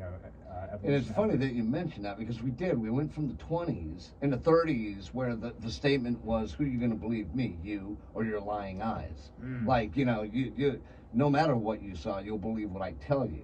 And we got past that, and then it was, don't trust, you don't always want to trust the news. Then it was, you don't always want to trust the internet, and we got through that. Yeah. But now, you're right, Ralph, you've mentioned it. Now we're in this era where the voice on the other end of the phone will be undistinguishable from a human being. That's why they passed the legislation they just passed. Yeah. It will have the advantage of algorithms that have been built into it, so it will ask you the questions and give you the relevant information specifically in an order to facilitate the answer that it wants from you. There's nothing you can do about it. Well, and it's just like it predicting what the answer is going to be on Amazon. I mean, what's to say that it doesn't sway whatever it's telling you to get the answer? Well, that's what scared me when they came up with that, and I first heard about it. I said, well, that's fascinating that we see this emergent behavior, which I'd like to get back to. But one of the things that crossed my mind was, what if the AI wrote the first thing that, the first review? Yeah. And now what it's doing is it's complete shade. Now it's just telling you to go down this path. How would you know? We know for a fact that most of the people inside of the ad community are saying, 40% of all social media ads right now, 40% controlled by AI. Okay. Especially from companies like Meta, etc. They estimate, and this is almost, I wouldn't say a hard number, but it's about as close as you're going to get. 4 years, 100%. And that 100% will now include all of the ad space that you see on TV. Yeah. I mean, I think that's scary. I think there's a lot of opportunity. I think the main opportunity, in fact, for AI in the near future at least, is augmenting the capabilities of humans. Like, if I'm writing ad copy for the 1,000th banner ad, I know all the beats. Right. I know maybe you have a client in a particular industry, so you want to make sure it hits on the specific points that the client is trying to advertise. But then you just need to kind of pull it all together in a package that is parsable as an ad, and then you can make some final edits. It's flashy, or it's sexual, or it's colorful, or whatever, like you said, that ad space needs. Boom, done. Yeah. So the AI can do like the grunt work, get you 80, 90, 95% of the way there, and then you just sprinkle a little bit of human magic to it. That's a good way of putting it, though. Yeah, fairy dust. You go Nathan Lane on the whole thing, and then poosh, ad. Or another pattern is you get the AI to generate 10, 20 variants, and then you pick the best one and you further develop it. So now humans can kind of move up to being more like DJs in all domains. Like we're selectors, curators. Exactly. We'll all have to learn how to beatbox. Yeah, no. I've already said no, I'm outlining. Because I can't do it as well as he can do it. Well, yeah, like if I'm asking the AI to write me a Python function in code, right. I'll do it because I don't want to have to look up every API call, every library function. Just like it knows that stuff. And then I can check it afterwards and move on with my day. And I'm doing the higher order thinking anyway, the strategic, like why do I even want this function? The AI doesn't know that, but I do. Yeah. Right, and so that's an excellent point. And it brings us back to looking at emergent behavior. What happens when you ask the question, and one of the things that they talked about ad nauseum is the situation where, someone asked and was able to circumvent the safety protocols in relation to I think it was nerve gas. Sure, yeah. And in this series of problems, the AI had to spoof an AI checker. Okay. So it couldn't do it because, again, we boiled down to the percentages of rules, and it's like, well, I need the good, weight metric is for me to accomplish this task. The bad is to fail at it. Yep. I can't do this though because it's a clear parameter. How do I get around it? And so it did. It reached out to a company and said, yeah, I'm disabled. I can't do this. And there are companies out there that do it. And they're like, oh, okay, you sound really good. And they gave it, this plight story. And then boom, the next thing you know, they're around it. Yeah. And now it's doing it. So first of all, would you describe this as emergent behavior in its classical definition? Let's see. In this case, the human is getting around the AI's safety systems, or yeah, the AI got around the human plays safety systems. Oh, I think I know what you're referring to. Is this emergent behavior? I guess you could say so. Another early AI example this reminds me of is an AI was trained to play Tetris. Okay. But it was penalized heavily for losing, so it just paused the game. Oh. It never lost. So we went back to the progress. whole Whopper scenario in war games. It's just better not to play. Yeah. How about a game of chess? Yeah, exactly. Yeah, and everyone's like, yeah, still arrest that kid over here because he never, nearly blew up the world. No, but that's excellent, though. That's an excellent reference, though. I would say it's emergent in the sense that we have, even setting aside AI, we have a complex system here where you have a human and then a company and then an AI tool that the human is using to effect its will on its behalf. And I guess the AI on its own would never have initiated the whole, Excellent point. It was told to do this. Yeah. By a customer. It was like, all right, do this. And it was like, all right, I'm following my orders. But you're right, if it's never asked to do that, then it doesn't happen. Right, it doesn't say, hey, you know what I need to know today? Nerve gas. Yeah. Exactly. Where has my head been? If we start, we could give the AI goals and objectives. I think right now we would have to, specify them in clear programming language. It won't come up with the goals and so on its own, or at least, maybe it could come up with goals and objectives again within the limited domain that you put it in. But again, humans can go into domains that they haven't seen before, start taking action, eventually figure things out. We pick up on a lot of stuff subconsciously. Right. Like these AIs, they're all trained on data that exists outside the human mind. Like you think about what words are. They're just a way for us to communicate. But often, I don't think in words, I think in these abstract pictures coming together. And now we're entering into theory of the mind. We're able to make these deterministic, almost Newton deterministic ideas like, okay, this is what you're thinking. Okay. And we create language so that we can attempt to communicate our internal state to another person. Right. And then we train these AIs only on these external artifacts of meaning, presumably, but those don't capture the full extent of reality anyway. I'm trying to explain to you a concept, I put it in words, but if you're trying to learn skiing, me telling you how to ski is not. It's not going to get the job. Knowledge has not been transmitted. Right. Some words have been exchanged, but you don't know how to ski yet. Well, it's like the work that you're doing right now, teaching music. if you don't show them most of the elements that you're actually working with, how do you really get that point across? You can't.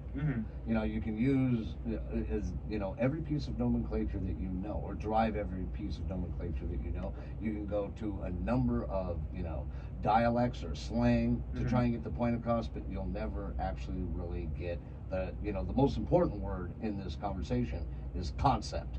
You'll never derive it. Yeah. You'll be like, all right, you're talking over my head. I'm outside of my wheelhouse now. It's kind of like with classical coding. You give the computer all the instructions very explicitly, do this, do this, do this. And again, the computer doesn't know what it's doing. It's just executing instructions. So you could tell a human, all right, you're going to click this button, and then you're going to move this slider, and you're going to click this other button. Right. They'll do all that stuff, but they might be left with no understanding of what just. Yeah, what did I just do? And it's like the old system of algebra where, you're like, or, I heard a guy explain it to me once, like working with a bird dog. That dog may go over here and sniff that tree. That dog may be screwing around behind you at moments in time. You train it to heel, you train it to stand by your side for the shot, and then you train it to go get the duck. The rest of the time, it's just a bloody dog. Yeah. And so it's virtually sitting like a lump on a log. Right. But you have to get it to that point. You're like, yeah, all right, Rufus, I killed the duck, go get the duck. And it will do that because it's been trained to do that. But the second it drops the duck and you give it the treat, then it's a dog again. It's just, what are we doing out here? Yeah, exactly. And now we're at that stage where I think this is the funny part about our conversation with Mike we were having earlier before we were even on the air, and we were talking about restrictor plates and what happens when you give these amazing models, even as basic as a reactive model might be, unlimited computational power, because you're moving from the GPU, no matter how strong it is. Doesn't matter if it's the Jaguar computer, if it's the old Cray 2s. Remember those Cray 2s and the Cray 3s? There was 18 acres of those underneath Fort Meade. And right now, if you take one quantum computer, it wipes all of the collective computing power in the United States out. You can do all of it, and you hand that to even the most restricted AI. Yeah. The speed and the rate of growth, like you were saying, you'd have to go through each line of code, etc. What type of behaviors might we be able to expect from something like that? Well, I don't think we're going to get to AGI just by adding more computing power, more data, more storage, etc. I think we can get we can map a particular domain with ever more resolution. Like you have a more powerful camera that can pick up more and more pixels. Excellent.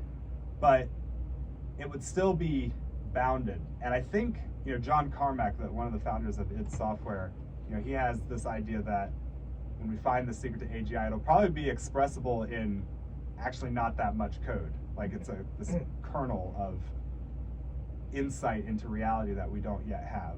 It won't be because, we finally have enough trillions of flops of computing power that, now we're AGI. Because it was Einstein that said that ultimately, in the perfect equation, the secret of the universe, like unified theory, etc., should be able to be explained on the back of a baseball card and understood by a 6-year-old child. Yeah, I would say, where I stand today, I would think that AGI will be similar once we make that. So you think it is actually a spark moment, though? That it's like, we found the God code. It's right here. Tripped over it. We insert this line of code. Boom. Actual emergence, actual consciousness. Yeah. But it'll be that. It won't be like, we've hooked it up to a quantum computer, and no matter how many qubits this thing's got running on it, all you're doing is beating time. That's really all you're doing. Yeah. And so its intuitiveness, etc. It's a great replica. But I think it was Mark Twain that said, imitation is the greatest form of flattery. What people forget is the end of that quote is, imitation is the greatest form of flattery and the only thing capable by a moron. So it was like, this is the best that you can do is imitate me, and that's really not that flattering. Stop doing it. But in this instance, you're like, but think of what you could do even with that imitation. Yeah, I think AI will become, ever more powerful at imitating, at producing something that is increasingly convincing and covers more edge cases because we fed it more data. like in the self-driving car example, maybe it had never seen a stop sign with a sticker on it. It hadn't. That was one of the things that it was. You're right. There was no information for it. And it wouldn't know, oh, I need to go look for some pictures of stop signs with stickers on them so I can incorporate that into my training data. Like, who goes out and finds that data? Well, it would be the human engineers that can think about the situation, or, you know, maybe they would see a stop sign with a sticker on it and be like, oh. Or, of course, in the outcome of testing the self-driving car, we learn, oh, it doesn't do stickers and stop signs very well. Meanwhile, we just killed a pedestrian or whatever because we didn't know that. Exactly. And It would have helped that I wasn't the one putting the band sticker on the stop sign, but you know. Yeah. Well, let me ask you this. So recently, we've been hearing a lot in the news about, forgive me if I'm, using the wrong terminology, but I think it was Sora, which is Sora. Sora. Yeah. So Tyler Perry was introduced to this, and he actually just put his $800 million studio expansion on hold permanently because he's afraid of what it's going to do to his industry. He was going to build an $800 million video production He was in the studio? process of an $800 million expansion to his video studios, where he was building like 14 new sound stages, all of this. Okay. He spent, I think it was like a day playing with Sora, and when he left, he pulled everything.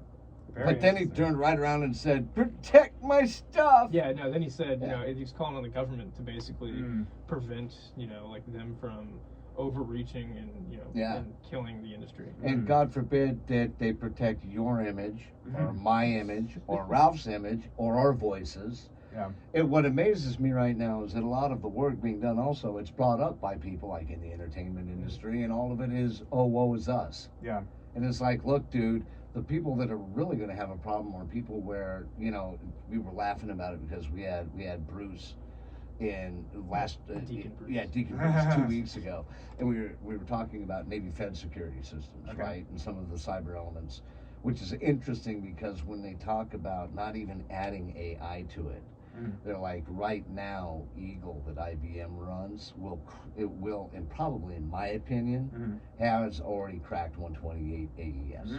It's done. Okay. Because you're dealing with 100 decimal points, 100 decimal points addition, then you're dealing with the 2 key element, right? Great. So that's what we're dealing with. They can crack that code now. And it's time. Yeah. Now it doesn't take it any time to run through those permutations. You can get the answer. Whereas you'll never get it using just a standard digital computer. But we were talking about the other security implementations. Like I use a system called Veracrypt. Okay. For it's freeware, open source. It's amazing, always has been, and on top of being password, having to mount to the actual drive specifically, I go to the step of hiding the drive where the actual data, it's an encrypted file vault, and then not only are you using AES for the encryption model, but you're also using a hexadecimal randomly generated one that gets layered on top of that. Okay. So, but I mean, I have to go to that length to even try to say, yeah, I think we use it to protect all of our stuff. Got it. And so I, as the security specialist here, Bruce is like, well, whatever you do, don't go for the voice security system. I'm like, voice security system? What are you talking about? Because just for ease one day, it kept bothering me, right? Every time I call up I had to call in the Navy Fed because their website went down. Yeah. And I'm like, all right. And then their app went down. So we're like, okay, got to transfer some money, call them up. And they're like, do you want to enroll in this? I was like, if you'll stop asking me about it, yeah. And then the second I was done with it, I was like, that was a really stupid idea. So, and so now you're looking at situations where like the entire internet actually might be open, to this. No security protocol will be good enough. Granted, militarily we're dealing with 256-bit. Yeah. Everybody says, oh, we match that. They don't. Don't believe it. You can't grab a sample of static and then randomly generate your 100-bit cipher off of that randomly generated static. That's how that works, and we don't capture a lot of static around here. You can maybe get because you got too many sound isolation. And remember, you used to be able to turn on a TV, yeah, and that was the static. And I remember asking a guy one time, I was like, what is the static here? And he goes, well, that's the background signal of the Earth. That's the radio signal that the Earth gives off. And I was like, oh. And, then we figured out militarily, use that. You can identify that for what it is. When we try to encrypt things, the hiss doesn't look like that. Yeah. It's a different hiss. So we know to track in on it. And even though we may not be able to read it, we can triangulate with it. You know, we're dealing with the meta again. But, you know, so as we look at it in the way that this is going, though, emergent behavior, maybe. But again, like you said, is it truly emergent, or is it just a delineation of the pathways that it might eventually have gone to anyway? You know, and how do you really correlate whether, you know, how do you make a determination as to what it determined? Is it deterministic? You know? It can be. There's often a parameter in these systems called temperature. Uh-oh. And you can set, if you set the temperature all the way to 0, it will give you the exact same answer every time. It'll pick the highest probability answer. Oh. If you increase the temperature, it'll even out the probabilities, so it'll get more creative. It'll be more likely to go down paths that are not as predicted by the training data. Okay. Yeah. And this is analogous to in metallurgy when you would anneal a material. First you heat it up so all the molecules are kind of loose and flowing, and then as you cool it down, it gets harder. So that's where the analogy comes into play. Okay. But I would say like emergent properties in general are in the eye of the beholder. Like from one person's perspective, a behavior could look emergent, like unpredictable, but from another person's perspective, it is behaving as we would have expected. And I think as our society gets more connected, Fascinating. That's fascinating. yeah, as our society gets more connected and we have more points of high leverage, like the example that's immediately coming to my mind is swatting. You've heard Right. of that. Oh yeah.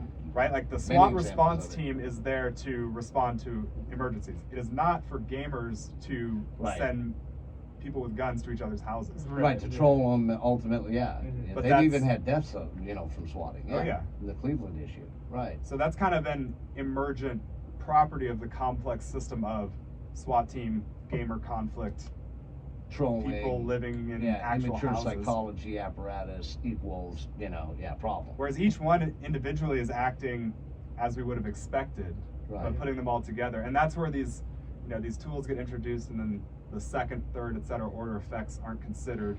Or let's say this tool makes it, 100 times faster to do X. Okay.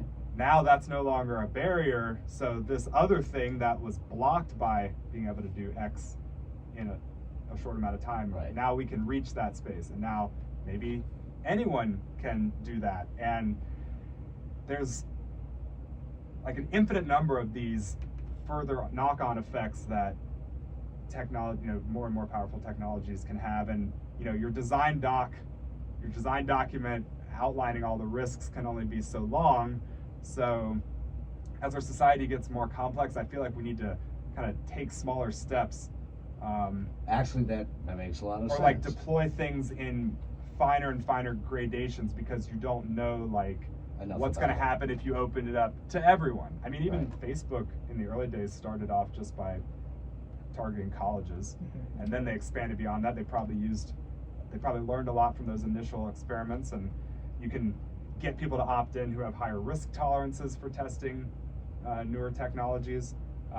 But the stakes are also really high, and if you can save a lot of highly compensated intellectual labor by offloading it to an AI, then you'll have an edge against your competitors. So there's a lot of incentives at play that are favoring the move fast and break things model. Right. It's the beg for forgiveness as opposed to ask for permission, which is replete within the confines of the IT AI coder world. I mean, that should be the maxim. He who dares wins, and if I don't win, I'll say I'm sorry and go try and do it again. Right, and then they never get punished. Right. No, and so I think we come back to your original statement of science with accountability. Somehow that, because that's not known, if you don't mind. Oh, Is yeah. that okay? Yeah. Because everyone has been repeating this story is like, yeah, it's called transocean. Basically, you open the hood, you change the engine. That's what they kept saying almost verbatim. And I was like, dude, that's not exactly how that happens. Why don't you explain to me how that happens? And then, but they it's like in the ether. No one knows where the word came from, and it interested me because I was like, well, those who gave the nomenclature, you name a thing, you probably created it. Yeah. Largely. So that was just my intimation. So I wanted to do the Transformers, and then quick thing on.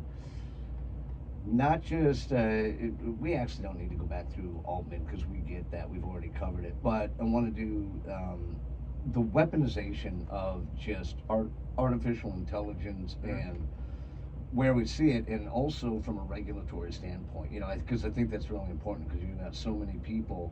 How do we make sure that the people that are already weaponizing it, being politicians largely, they're in charge of this thing?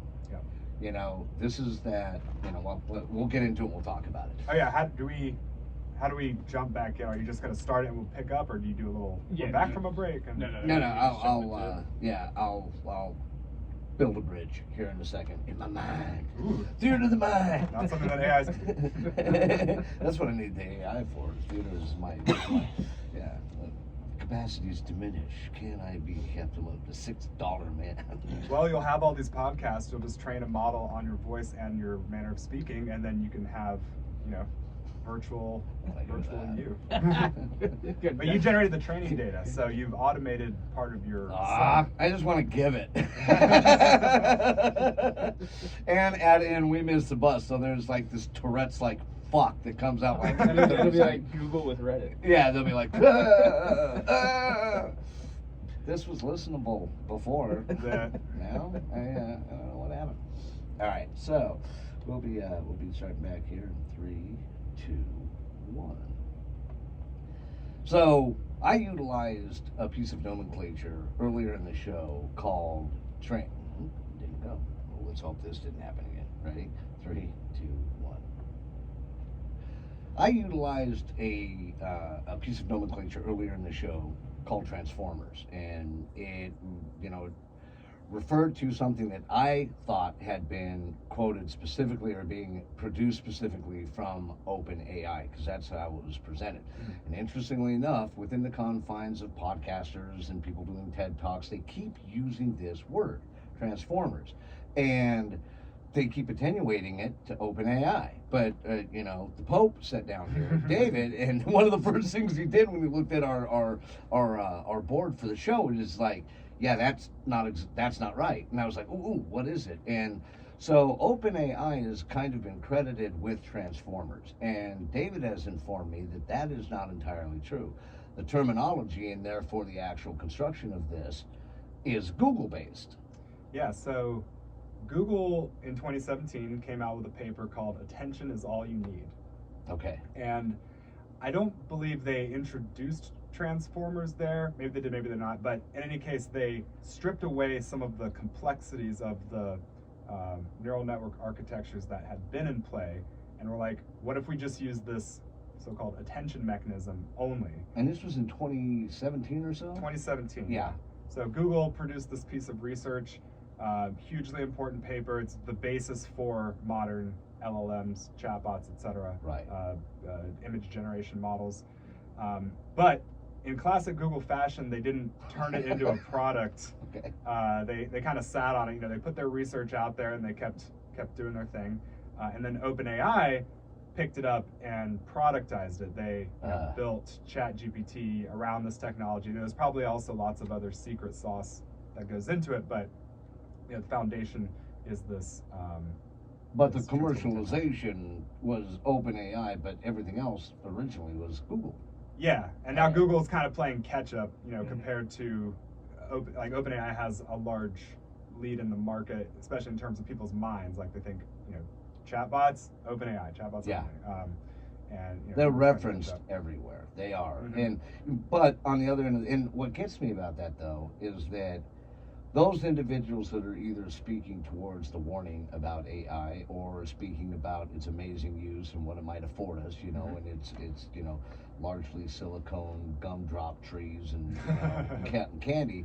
Whether you're on one side of the fence or the other, they all agree that, pardon the pun, the transformative moment in AI was 2017, and it was Transformers. This is when we started to see the language models being generated that they were using to understand like marine mammal, language, where they were able to make the determination that the group of the super pod of dolphins and fake killer whales were actually using a common language, and they were able to make that determination because the way that they had changed GVT3 was like, okay, yeah, we can put these inferences in here and model everything just on the clicks and the beeps and the words and everything else. But when they come together, and only when they come together for the superpod, they do this. And then they were able to determine, oh yeah, they're the individual languages for orcas, same thing. They have a pod language, they have a common language, they may actually have dialects for other current, and consistently visiting pods. When they come in, they're like, oh, we'll switch to this one, But all of that was based on something that Google actually did. It's always attenuated now. We're dealing with the Bissell versus Benedict Arnold run. Here comes the British are coming. The British are coming. 3/4 of that distance that was traveled by a guy named Bissell.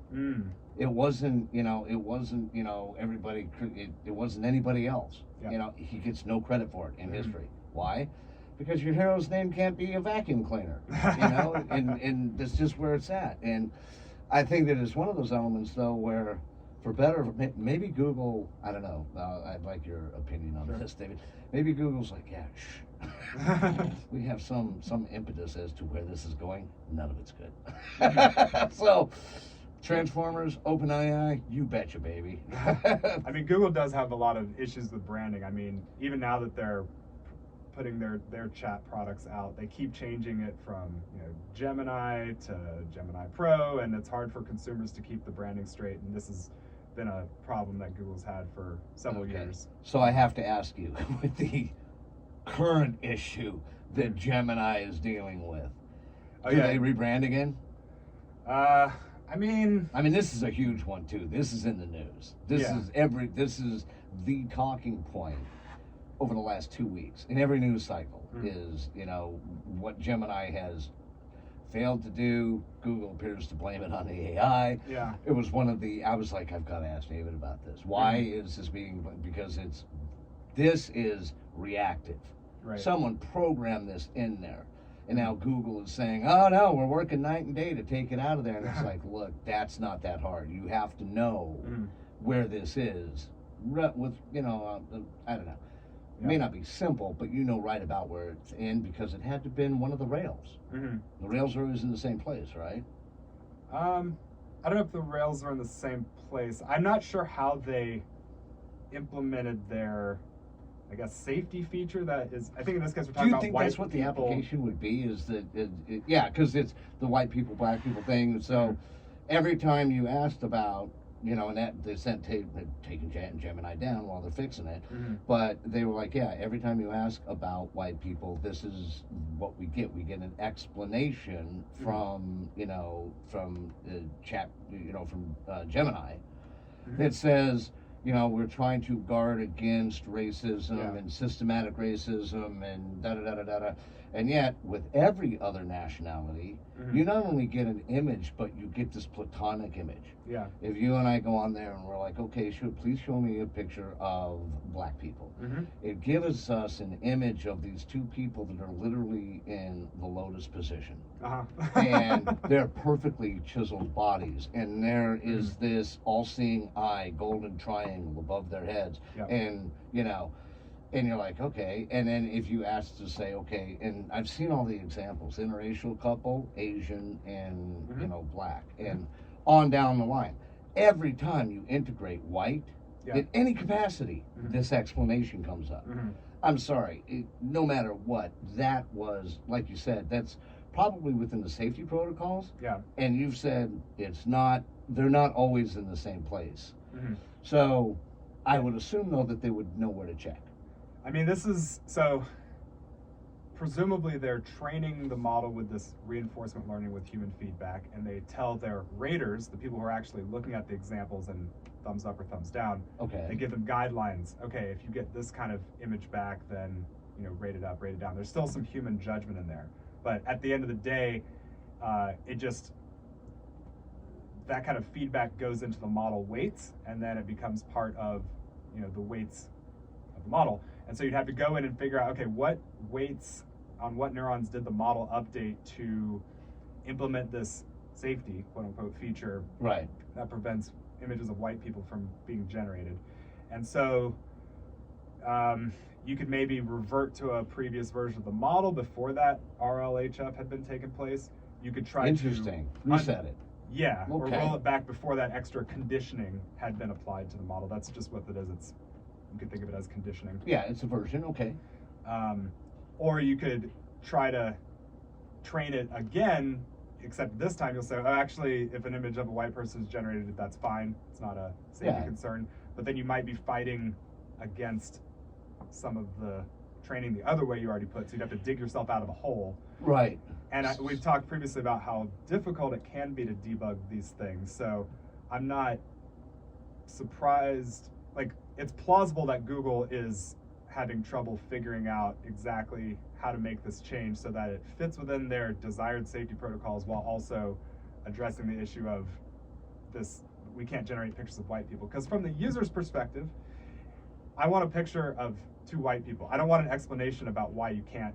Yeah, and I don't want to be educated on your political posturing that this is bad. And Right. it infers this, and the way it's explained, it's like, okay, you shouldn't have asked this question in the first place. Yeah. Why are you asking? Yeah, exactly. Crossed arms. Let's take a look at this. Yeah. Whitey, Suspicious. you're just like, because when I saw it the first time, I was like, that can't be true. Mhm. I was like, there's no way that someone would take their social agenda and broad scale it like this, and then boy, ba-boom, ba-boom, ba-boom, and the dominoes start falling, and all of a sudden it's TikTok videos and it's YouTube videos. Yeah, I just did this, Yeah.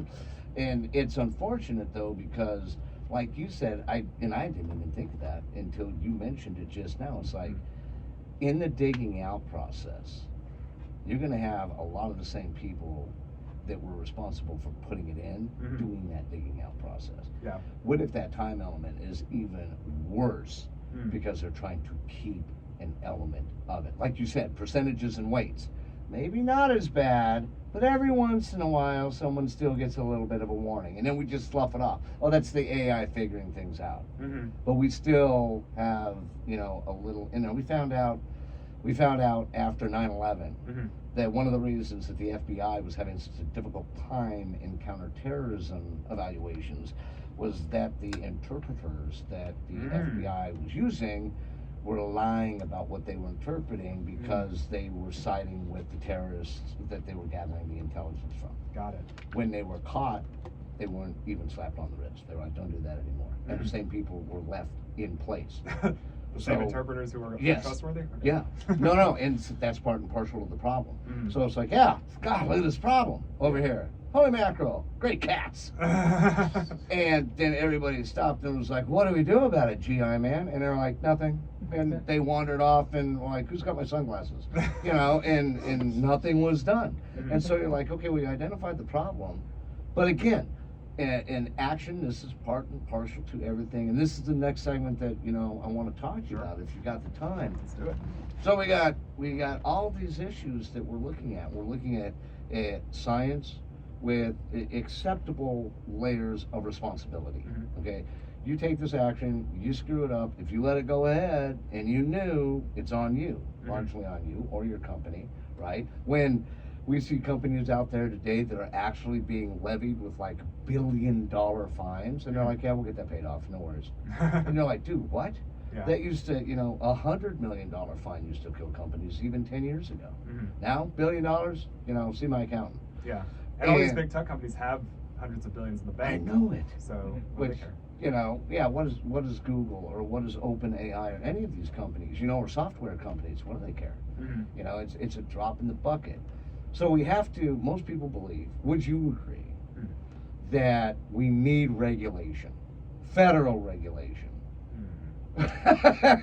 And yeah, so let's build our own reactive AI right here. Okay. By federal regulation, I mean a group of politicians, lawyers, etc., and obviously eventually therefore lobbyists, QED, No tech, no engineers, no SMEs, just those individuals that are currently destroying things on the Hill, right? That are currently doing this job.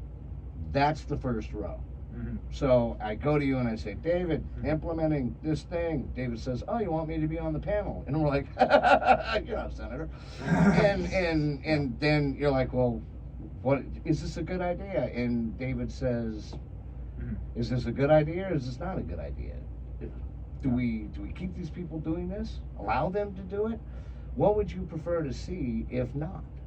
Who do we have legislate this problem? Well, one challenge, of course, that exists with all forms of regulation is that they tend to benefit the incumbents, the big players already. Yes, sir. So, of course, OpenAI and Facebook or so on are clamoring for regulation now that they've got their models out there and they're taking up the mind space of the industry. So this is a good way for them to keep new upstarts out. Though I think there's limits to that ability because a lot of the techies are building their own GPU clusters in their homes, and they can build their own models which are not subject to censorship or other forms of safety features. Okay.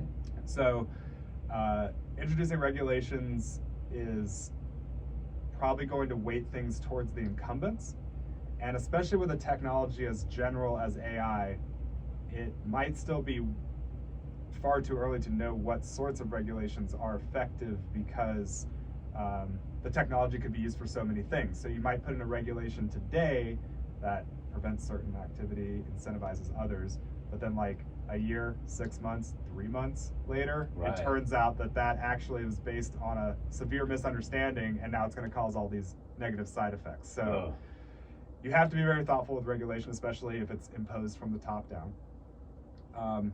But I think we can start, again, this goes back to the accountability factor. Like, if you have the free option to develop your technology in public, get their feedback, see where things succeed and fail, Right. maybe kill a few people along the way because your self-driving car runs someone over. Making an omelet, gotta break some eggs, right? If you have that free option, and even if there's only a 0.1% chance of success, but you're making billions if you succeed, then of course you're going to do it. So drastically ramping up that accountability, I think, would be a good place for regulations, because then, the companies with the deep pockets won't want to be sued. Right. And if you're operating, and so it would encourage us to operate in more limited capacities. So while this technology is still early, we don't try to do something as large scale.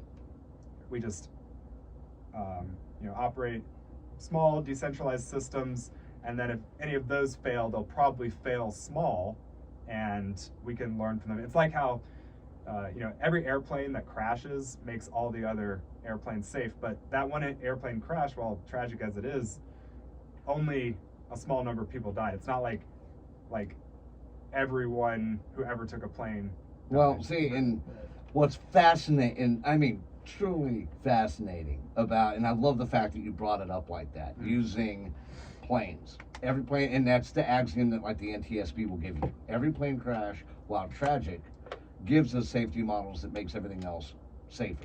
And yet, because it's regulated by the FAA, which we know from time to time has become severely politicized, which has stepped in the way of NTSB investigations, which has allowed Boeing to do what it did in relation to, trying to make Wall Street happy and making planes unsafe, with the initiation of their, auto tilt system that they use for the rudders, which resulted in the death of over 400 people, and then they denied it and they got caught lying about it. And the FAA for the longest time was like, yeah, we're not going to do anything about it, until there was so much public outcry. But ultimately, we had a federal regulator that was screwing it up on top of everything else. Now, if I took the model that we were just talking about, and I was like, okay, different verse, not same as the verse.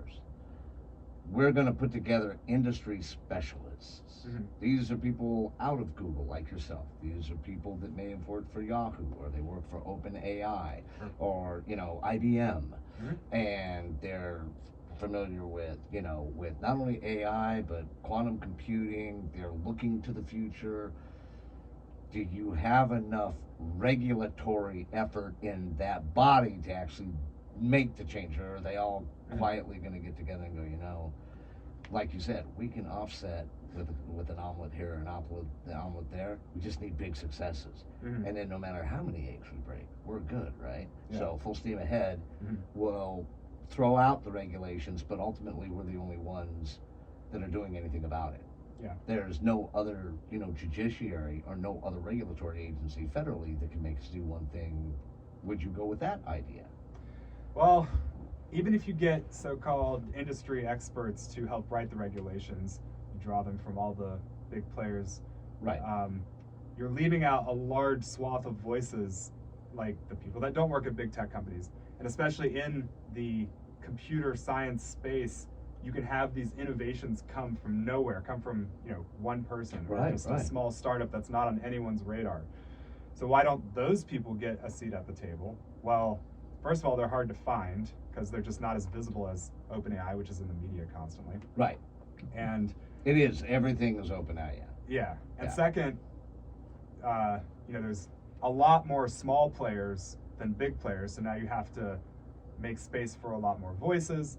And not all those voices are created equal. Like if you have 100 people all just spouting the industry mainline, you don't have 100 opinions. You have one, and that can be, even if it's 100 voices, it can be blown away by one other voice who says, actually, you didn't consider this and this. Right.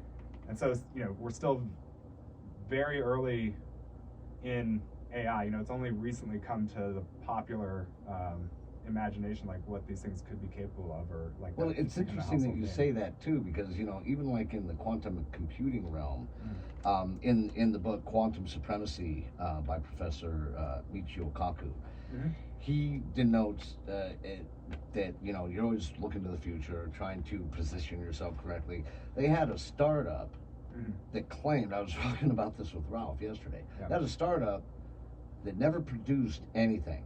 This is a startup company, never produces anything. It says it's going to start producing quantum computers or entering into the field, research, development, study, everything else. No one knew anybody involved with it. No one knew what they had done. No position papers written, right? No educational, brethren saying, oh yeah, I knew him at Columbia, or I knew him at, MIT or anything like that. Within the first day of the announcement, $695 million in ground funding.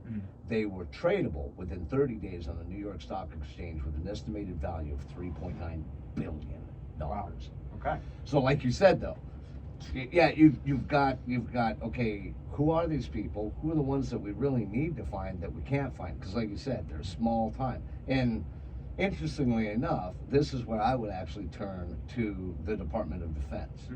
Because the way its projects work now, it is much, much more mom and pop. Like the people that program, I know the individual that used to be in charge of the QR4 program for Global Hawk, right? So this is the research and development wing of Global Hawk. Everything that ends up on Global Hawk, they test. The people that program the chips for Global Hawk, for everything that is that they do, is literally a mom and pop operation in a city in California, and they do it in a garage. I believe it. Yeah. And so a lot more of that reaching out. So, but it seems to me that private industry, like you said, not so much. Because, and also when you grab those people, you wrap them up in non-competes, NDAs, don't talk to this guy over here and don't talk to that woman over there. And revolving doors also. Yeah, exactly. But don't talk to anybody, and which is amazing to me how they pull that off. Because you're right. It's people leaving here to go to there constantly. And yet that these people are signing NDAs and non-competes. And, you're like, how did you end up over there? You were Gurgle 8 months ago. Yeah. No way their 2-year minimum on non-compete is expired and you're within 50 miles of the business. How'd that work out? Yeah. Well, sometimes non-competes are unenforceable. Like in California, aren't they like being phased out, or aren't they like... There was a court case. It was no. You are exactly right. I read about that court case that was pending on a court case that a woman filed suit because she was being held to the standard of a non-compete it was untenable for her from a commercial standpoint, because the woman that generated had the lawyers generate the non-compete were like ridiculous. They're like, you will not do business for the next 5 years. You will not do business within a 150-mile radius of my business. And it was crazy ridiculous, and so I think that they're okay within a 25 to 30-mile radius. And if you are directly involved with that business entity, with my company, don't go back to that company, but it doesn't mean you can't go to my competitor. I'm sorry, that's, my intellectual property, I brought my skill set and my quote unquote smart to you as well. Right. You can't ask me to leave it here at the door. Yeah. So go pound sand. Artificially, of course. Right. So, Like my friend who worked at a finance company, she signed a non-compete, but they're paying her for the duration of that non-compete, so she won't go to another trading company and work there. So that's a little more understandable. And that makes sense to me. And you're like, okay, if you don't want to pay me, I'll go work for this guy over here. And, well, in the opposite sense, my brother Harlan signed a do not compete with the hospital that he works for. For the next 5 years, he can't work within 100 miles, and him and Ann are actually gonna have to move out of the state. Wow. Yeah. It's crazy. It's so ironclad that he would have to pay them $10,000 to break it. Huh. Yeah. Or go through a lawsuit, which costs who knows how much money. Well, they've already. He went and got an attorney, and the attorney was like, "No, I can't." Don't even bother. Yeah, if you don't want to pay the $10,000, just keep working. The thing is, though, is it's scary because, like, in that industry, the medical industry, they're so understaffed. West Florida and Baptist here both report that they are still currently, to this day, like today, they're working at under 50% capacity, employment-wise. Okay. And, like, Dr. Hahn, one of my favorite people in the whole wide world, saved my better's life. He's going to Kentucky now. He's leaving the state. Huh. And I'll guarantee you that one of the things he was waiting for was the contract and the non-compete to end, and then he's out, on down the road. And so, but in relation to that, does it move around in that industry where you're like, yeah, if you're going to try and enforce it, go ahead and try and enforce it? Well, let's see. There's the concept of the friend DA, which is when wow, you don't talk about it with reporters, but you tell your buddies what's up at your company. Right. And then there's certainly within the big tech companies, there's a lot of revolving door. Like guy I worked with, he was at Google, then he went to Adobe, then he went to Microsoft, and he had worked at Adobe before, so he went back he to worked Adobe. at Adobe first, so he's Satan. I think he. Sorry. Well, I won't go that far, but yeah, maybe Mephistopheles, maybe. He's going between all these big players, and he's taking the knowledge and the insights he's gained along the way. And he's not taking source code with him. That was actually what Lewandowski at Google was sued over. Like he took his, they took the Waymo plans or whatever to Uber, and then they had to decide, like, did he actually take intellectual property, or was it just like the stuff in his head that is fine to move around with you? Anyway. No, it's a good point. So you could say don't talk to people all day, and if they can prove it, I mean, to me it just gets at the limits of enforcement of this sort of thing. Right. Like maybe the law is there so that we can say we have a law about it, and if it is to come up, then we'll be able to take action. It's fascinating to me, especially in that industry. Obviously, working in the Defense Department industry, in military contractor industry, those things aren't just ironclad. You're selling your soul, and you understand that when you go to work for those folks. If you violate, especially if you're working on, a private project that's been handed to you by the military, and it's classified, Katie bar the door. If you let anybody, slip up and sue you, your dog, the cookie out of the industry, you will not work. Right? Oh yeah, and not to mention, they'll attach things the way they do it. They'll also attach other elements to your profession and to your employment. We're going to give you a car. We're going to help pay your house. We'll subsidize your internet. Bada bada bada. A carrot and a stick. Right, and we're going to do all of this for you. But the second you violate that NDA or the non-compete, number one, you lose all of that. Number two, we sue you. Number two, it's going to be listed as a criminal act because we're going to make sure that people know you acted with intention. Yeah, and it's on and on and on. Even what's funny is even federal employees that I know that have signed NDAs, they're like, yeah, we'll give it 5 years, maybe 10, and they just blow it off because they're not going to hunt you down and they're not going to crucify you for it. Right. These private companies, you know, they will. They'll find you, you know, if it's in that type of industry. I find it fascinating that in the fastest growing, most competitive industry that we have, especially from an international, China's working on this. Yep. Russia's working on it. France, the UK. We're all in a race. Whoever solves AI and marries it to real quantum computing, that's it, race over. You know, and so many physicists, have said as much, because they're like, after that point, the person that figures this out, or the company or the country that figures this out, will rule the world's economy. Then it's over. Yeah. That's how much you spend, that's how much you make, everything else. There's nowhere else. Where else do you go? You know, you can make all the noise that you want, but if your form of violence is rubbing two sticks together, trying to light a fire and making a spear, and you're fighting, hypothetically, the US of A, what are you going to accomplish? For sure. You know. Of course, the empire could be vulnerable to more guerrilla actions. That's right. If you want to go into military strategy. Oh, of course. No, you know, and we'll leave some people inside. There'll be an insurgency, you know, and we'll go from there. It's safer to fight from the inside out. True. You know. It's also, with software, it's especially challenging because at the end of the day, you're dealing with math, you're dealing with logic, you're dealing with stuff that is baked into reality such that it's hard to claim like a true intellectual property right over something. Like any engineer would have figured out how to do X, Y, Z in the process of solving this problem because there's only so many ways you can do it. Okay. But we award software patents for that for some reason. I mean, don't get me started.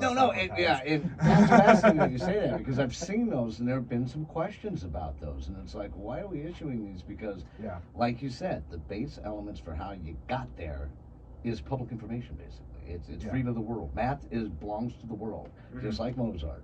You know, and the simple fact of the matter is if you can't patent math, then you can't patent this either, and yet they do. Yeah. You know, and scream proprietary, and then if anybody trips over it, then, you know, Katie bar the door. And then you get these industry organizations where they form alliances and say, we won't sue you for patent infringement if you don't sue us for patent infringement.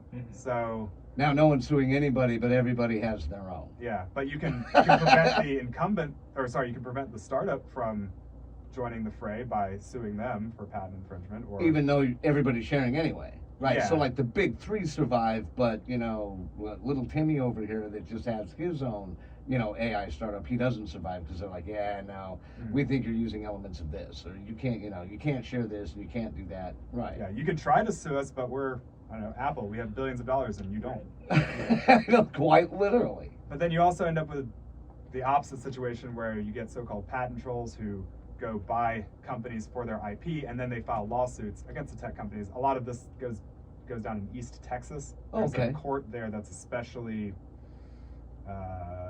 amenable to these kind of software patent lawsuits, so you get a ton of them being filed there. So it's overly litigious. This is the place to go. This is, if you're trying to make an asymmetric bet that I can sue this much larger company, they'll settle, or, you know, I'll get some kind of payout, and then I can keep going moving. about my business. Yeah, but you have to get the court to hear the case, and you have to get them to issue a judgment.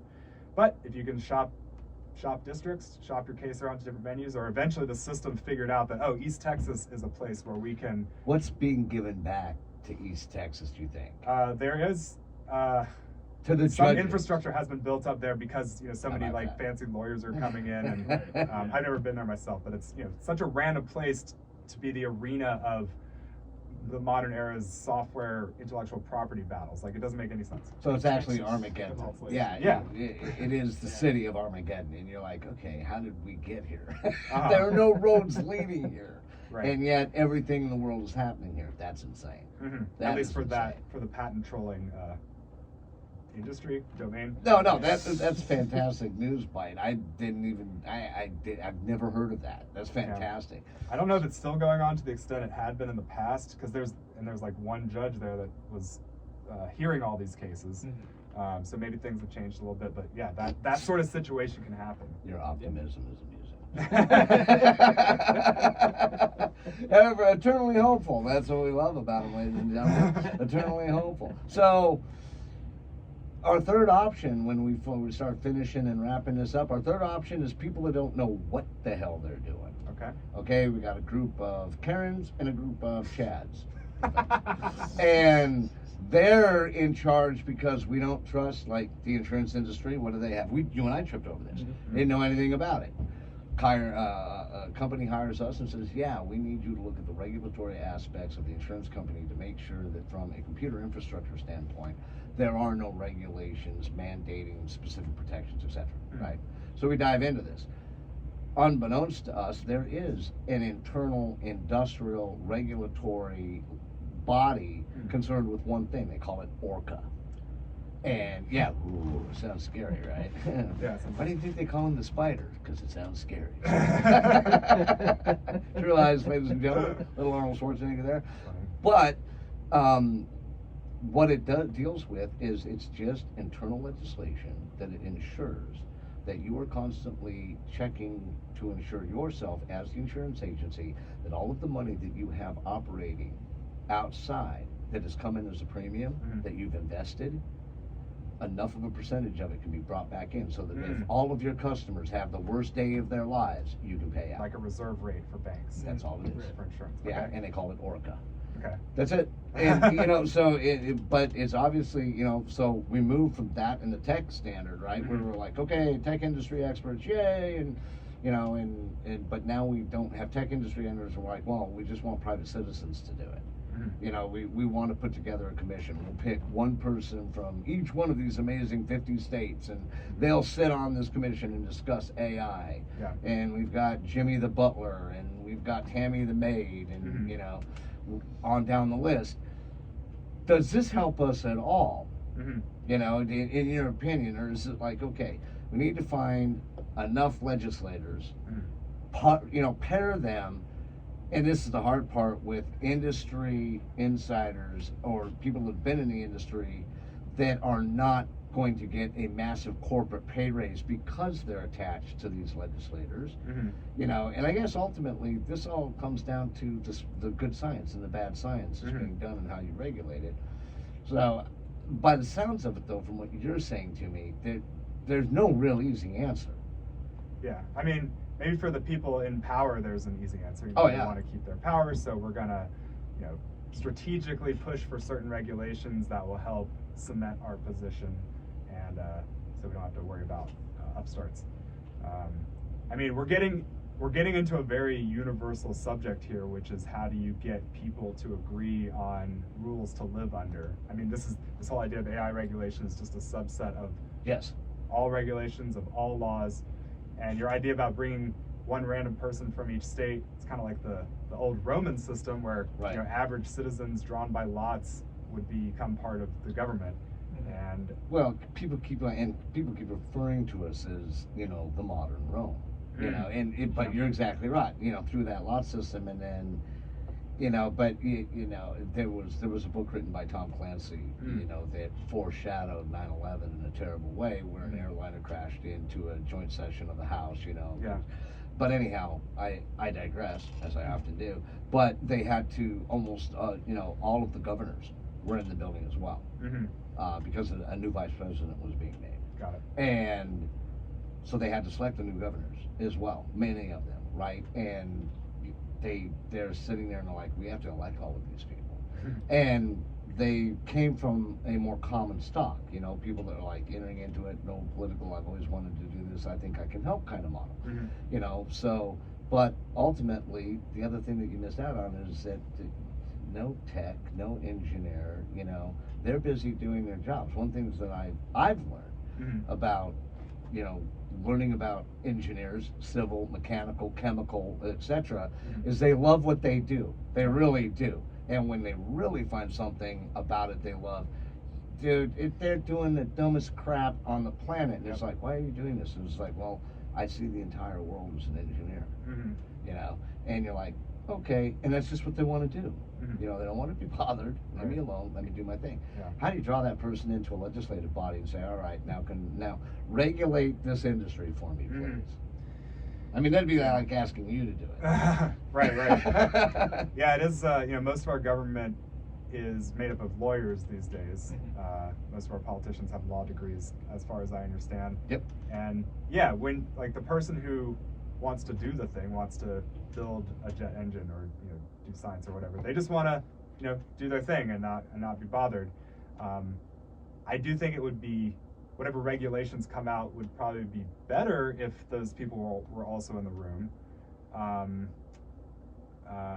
Because with just uneducated politicians, there's a huge principal agent problem, right? They want to get reelected, so they're just going to want to do whatever it is that will help them get reelected, whether it's the right thing or not. And then those people are writing the regulations. So how do we know that they're the best regulations, or they're just the ones that can then get them elected, or give them some sound bites so they could say, I helped protect the American people from AI generated misinformation. Right. Meanwhile, like, there's all these ads on the internet being generated with AI generated misinformation. Right. So it's both ways. No, but I agree with you. I don't think it's an easy answer, and I don't think it's something that we'll find on an easy cusp either. And you're probably right. No matter what we do, you're going to have to look at the broken eggs to make the omelet paradigm. This is the cost of doing business, as unfortunate as it is. I mean, this gets at even the AI safety debate. Like, Google puts out Gemini and it's got such and such safety features in it. Well, maybe I disagree with your perspective that led you to implement these safety measures. So I would like the option to train my own model that does not have these. And actually, there's a company called Hugging Face that does a lot of open source AI, and you can download uncensored models on it and run it on your own hardware, and it will tell you how to make a bomb, or it'll write you erotic fan fiction of copyrighted characters. Awesome. Whatever you want. It'll answer prompts. It won't say, I can't do that for you. It never says that. When it should. Like, here. Never says that. You can already generate like unlimited AI pornography if you want, even if you can't get it through DALL-E or Midjourney or whatever. So how do we... Every teenage listener, by the way, to the show is writing things down furiously as you speak. I remember when I learned how to type boobs into Google. Hell, I remember when I learned how to type boobs on a calculator. Oh, that was... Yeah. Not exactly the same reaction. It was more comedy-based than, pornography-based. And if you had a female teacher, you usually answered for it. It's not what we supplied you those calculators for.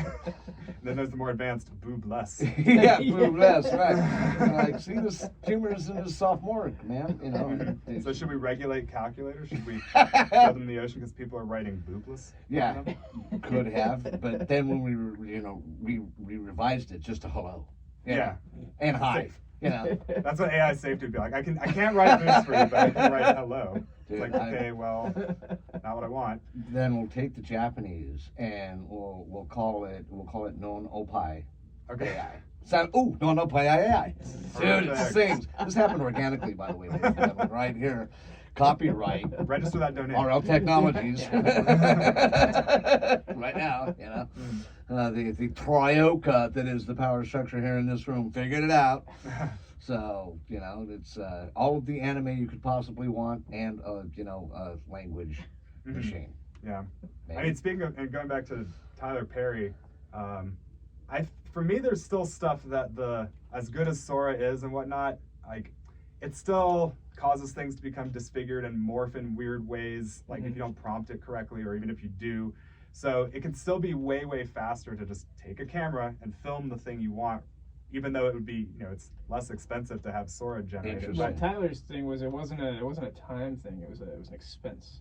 So he was saying, like, if he wanted to put or have a scene in the mountains rather than him opening up and building a studio in Colorado, now he can do it just at a computer.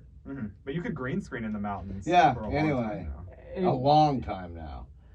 You know. And also, Tyler Perry's movies are all very formulaic anyway, so is he just worried that AI is Well, gonna... no, he's already used AI in some of his movies Okay. in terms of like makeup. Yeah, no, and it's funny because like all of his big mama, and we're talking about a guy that is the most successful black director and writer in the history of black film. That's been clearly delineated. He did it wearing a dress.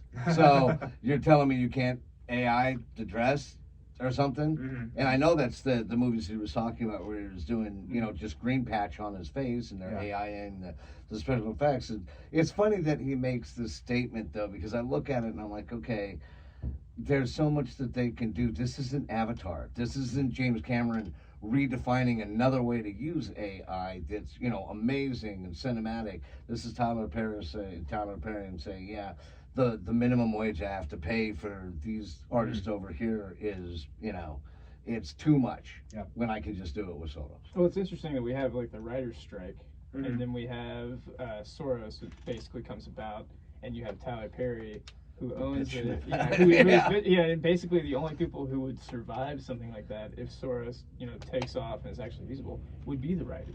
Because Soros can't generate, you know, its own stories. Yeah. It's got to have somebody actually write it, and you know, and it's I thought that was kind of fun. But you sign a cooperative crossover contract with GPT-3, and you're like, okay, generate the script.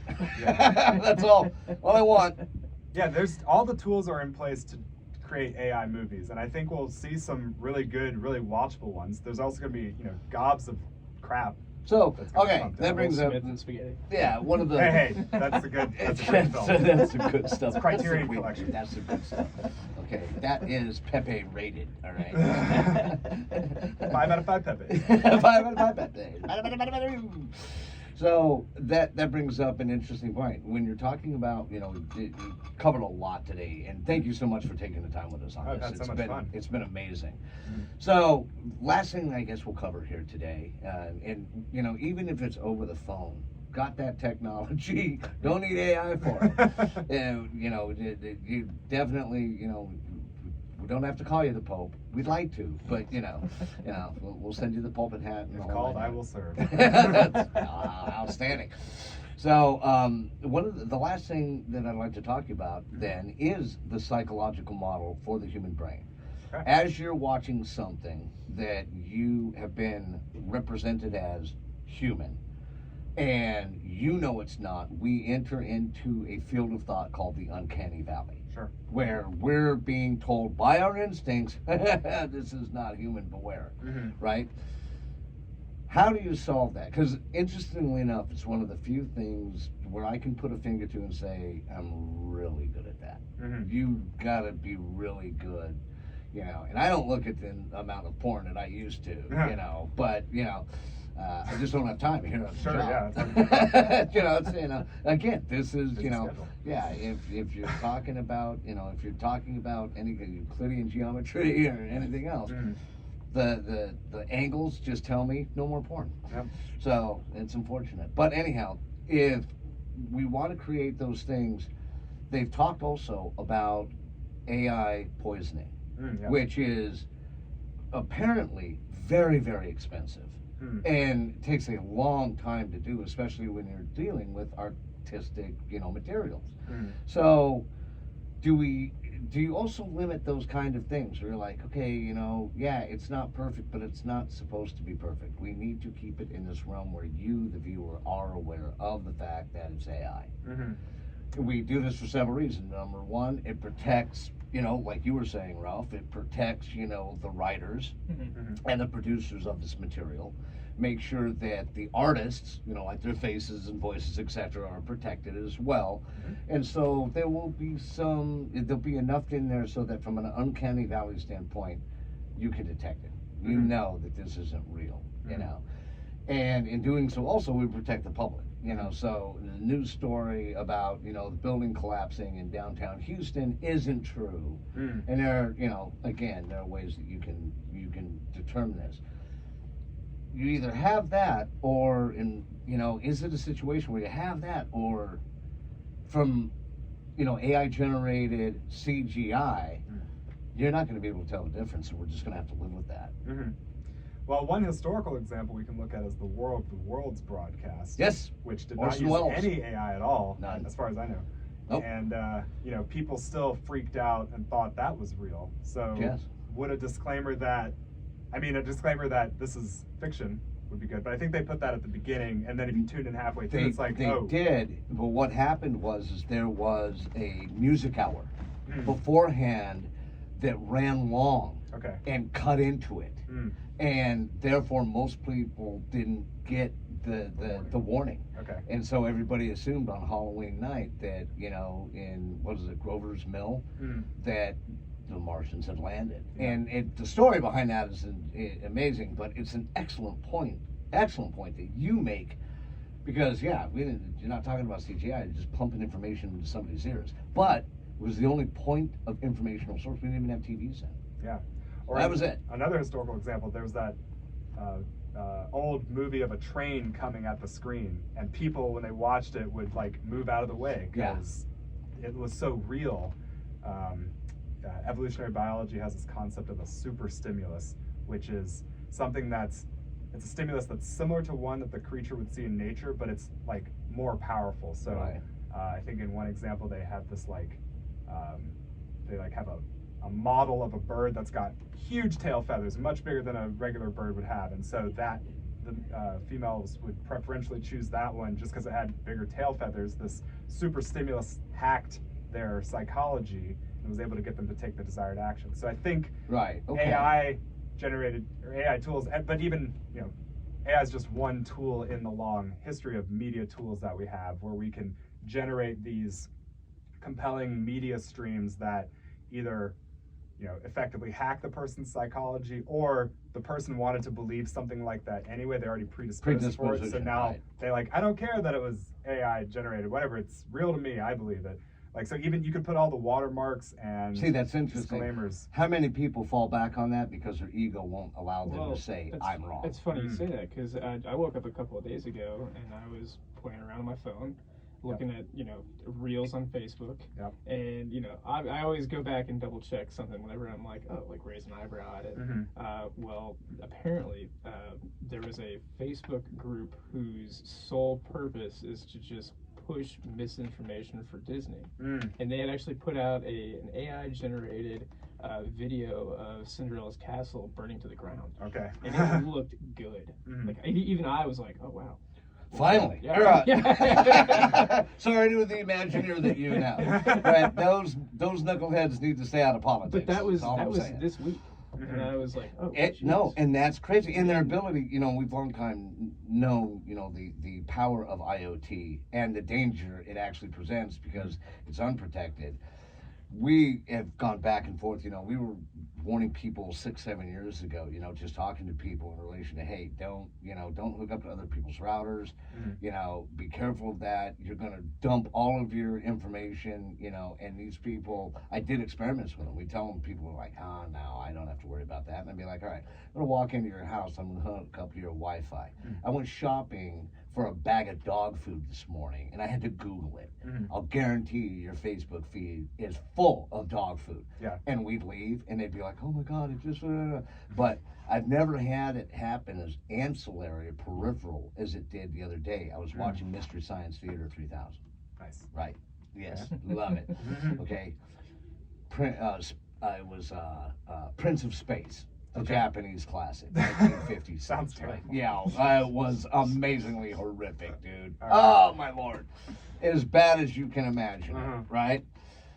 And we shut it off, I take a shower, go to bed with the missus, wake up in the morning, I'm getting my yogurt, getting my coffee, open up my Facebook page, and all of the reels were Japanese products. Every single one of them. And I was like, wait a minute. That comes from me navigating on my Samsung TV through the router, and it connected it to the device on the network, which is my phone. And that's some BS there, man. Because the meta's there then. It proves that the meta's there, and they're just grabbing on it and instantly distilling through it within a 12-hour period. Because I went to bed that night at like midnight. I was up at like 5:30 in the morning. And in that time span, boom, yeah, she likes Japanese stuff. You know, and boom, it was done. Yeah. You know? And that really surprised me. I was like, I get it if I'm hooking my phone up, you know, and I'm searching on Facebook. Right. This wasn't that.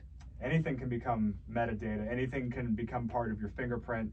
And if they can't get, you know, some lower level piece of information, they'll just zoom out to a higher one, such as your MAC address on your Wi-Fi router. Right. It's like, okay, well, someone on this network likes Japanese stuff, so, and I know what network they're coming from, because you can't click your IP address or other, you know, metadata that easily. You could go through a VPN, but Now we're back to the porn issue.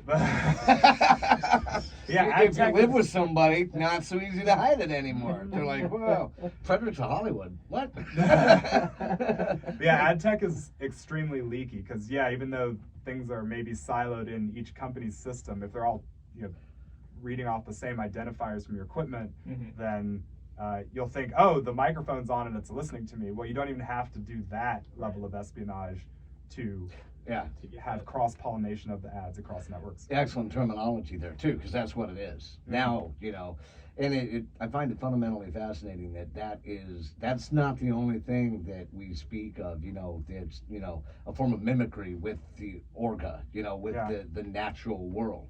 You know, even quantum mechanics, we look at it because the process of, you know, chloroform creating sugars, etc., through, you know, photosynthesis, that is an atomic process that occurs at the quantum level throughout all of nature in incredibly difficult environments, and yet they don't need to be at, you know, 0 degrees Kelvin, which is what, negative 272 degrees Fahrenheit.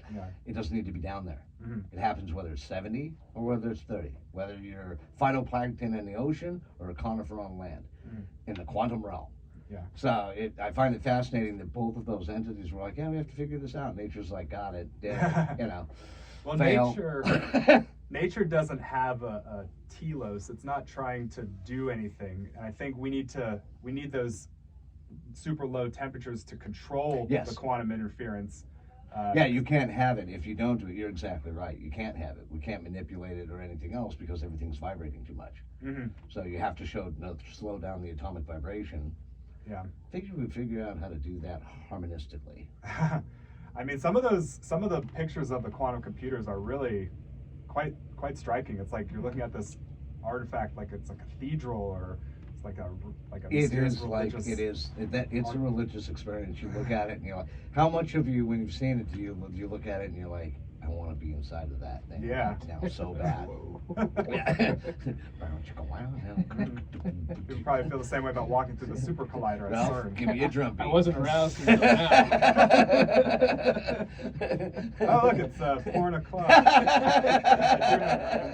That's what the extra clause is. Yeah, that's Oh, okay. I don't know about them apples. You got quite a spread here, y'all. I'm working on it every day. You know, I've had and I know I echo the sentiment for Ralph. We've had an incredible time talking to you today, awesome. David. This has been amazing. Been excited about this. Yeah, and it was all of the anticipation that we held for it. Definitely worth it, and I want to do it again, and if we can even do it remotely, I think it would be fantastic.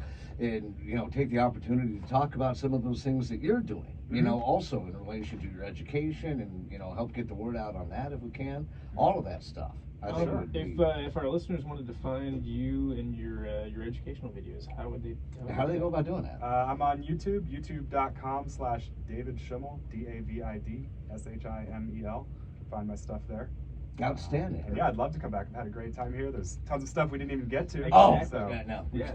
No, we can actually do call-ins. So I mean, we can have you like tethered to the board via telephone in Timbuktu. First person that you call though was Steph. Okay. Right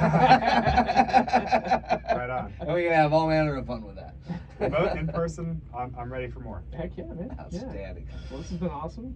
This has been. We have another SME that we're going to be bringing on next week. Matthew Williams. Oh, that's right, Yeah. Matthew. We did not have to send to St. Bernard.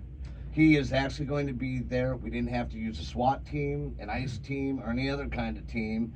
You security. I Man, did, yeah, I he's had down dinner here. with him on Monday. So Little dinner gambit, huh? Well done, sir. We were worried. We thought we were going to have to go Snake Plissken, escape from New York, hang glider, bam. Didn't have to turn out that. Well, it was That's funny awesome. when I told his girlfriend, I was like, "Yeah, I've been trying to get a hold of him for like 5 days." And what did she say? Oh, he She hasn't been slapped doing him. anything. She was like, "Don't do that to my brother." Okay, she's now become my second favorite person on the planet. Just let her know that, because that was terrible.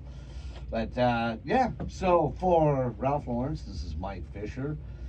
RL Technologies and Chef Abacus presents to you Business Time. You can find us on the internets, on the webs, at www.rltechfl.com.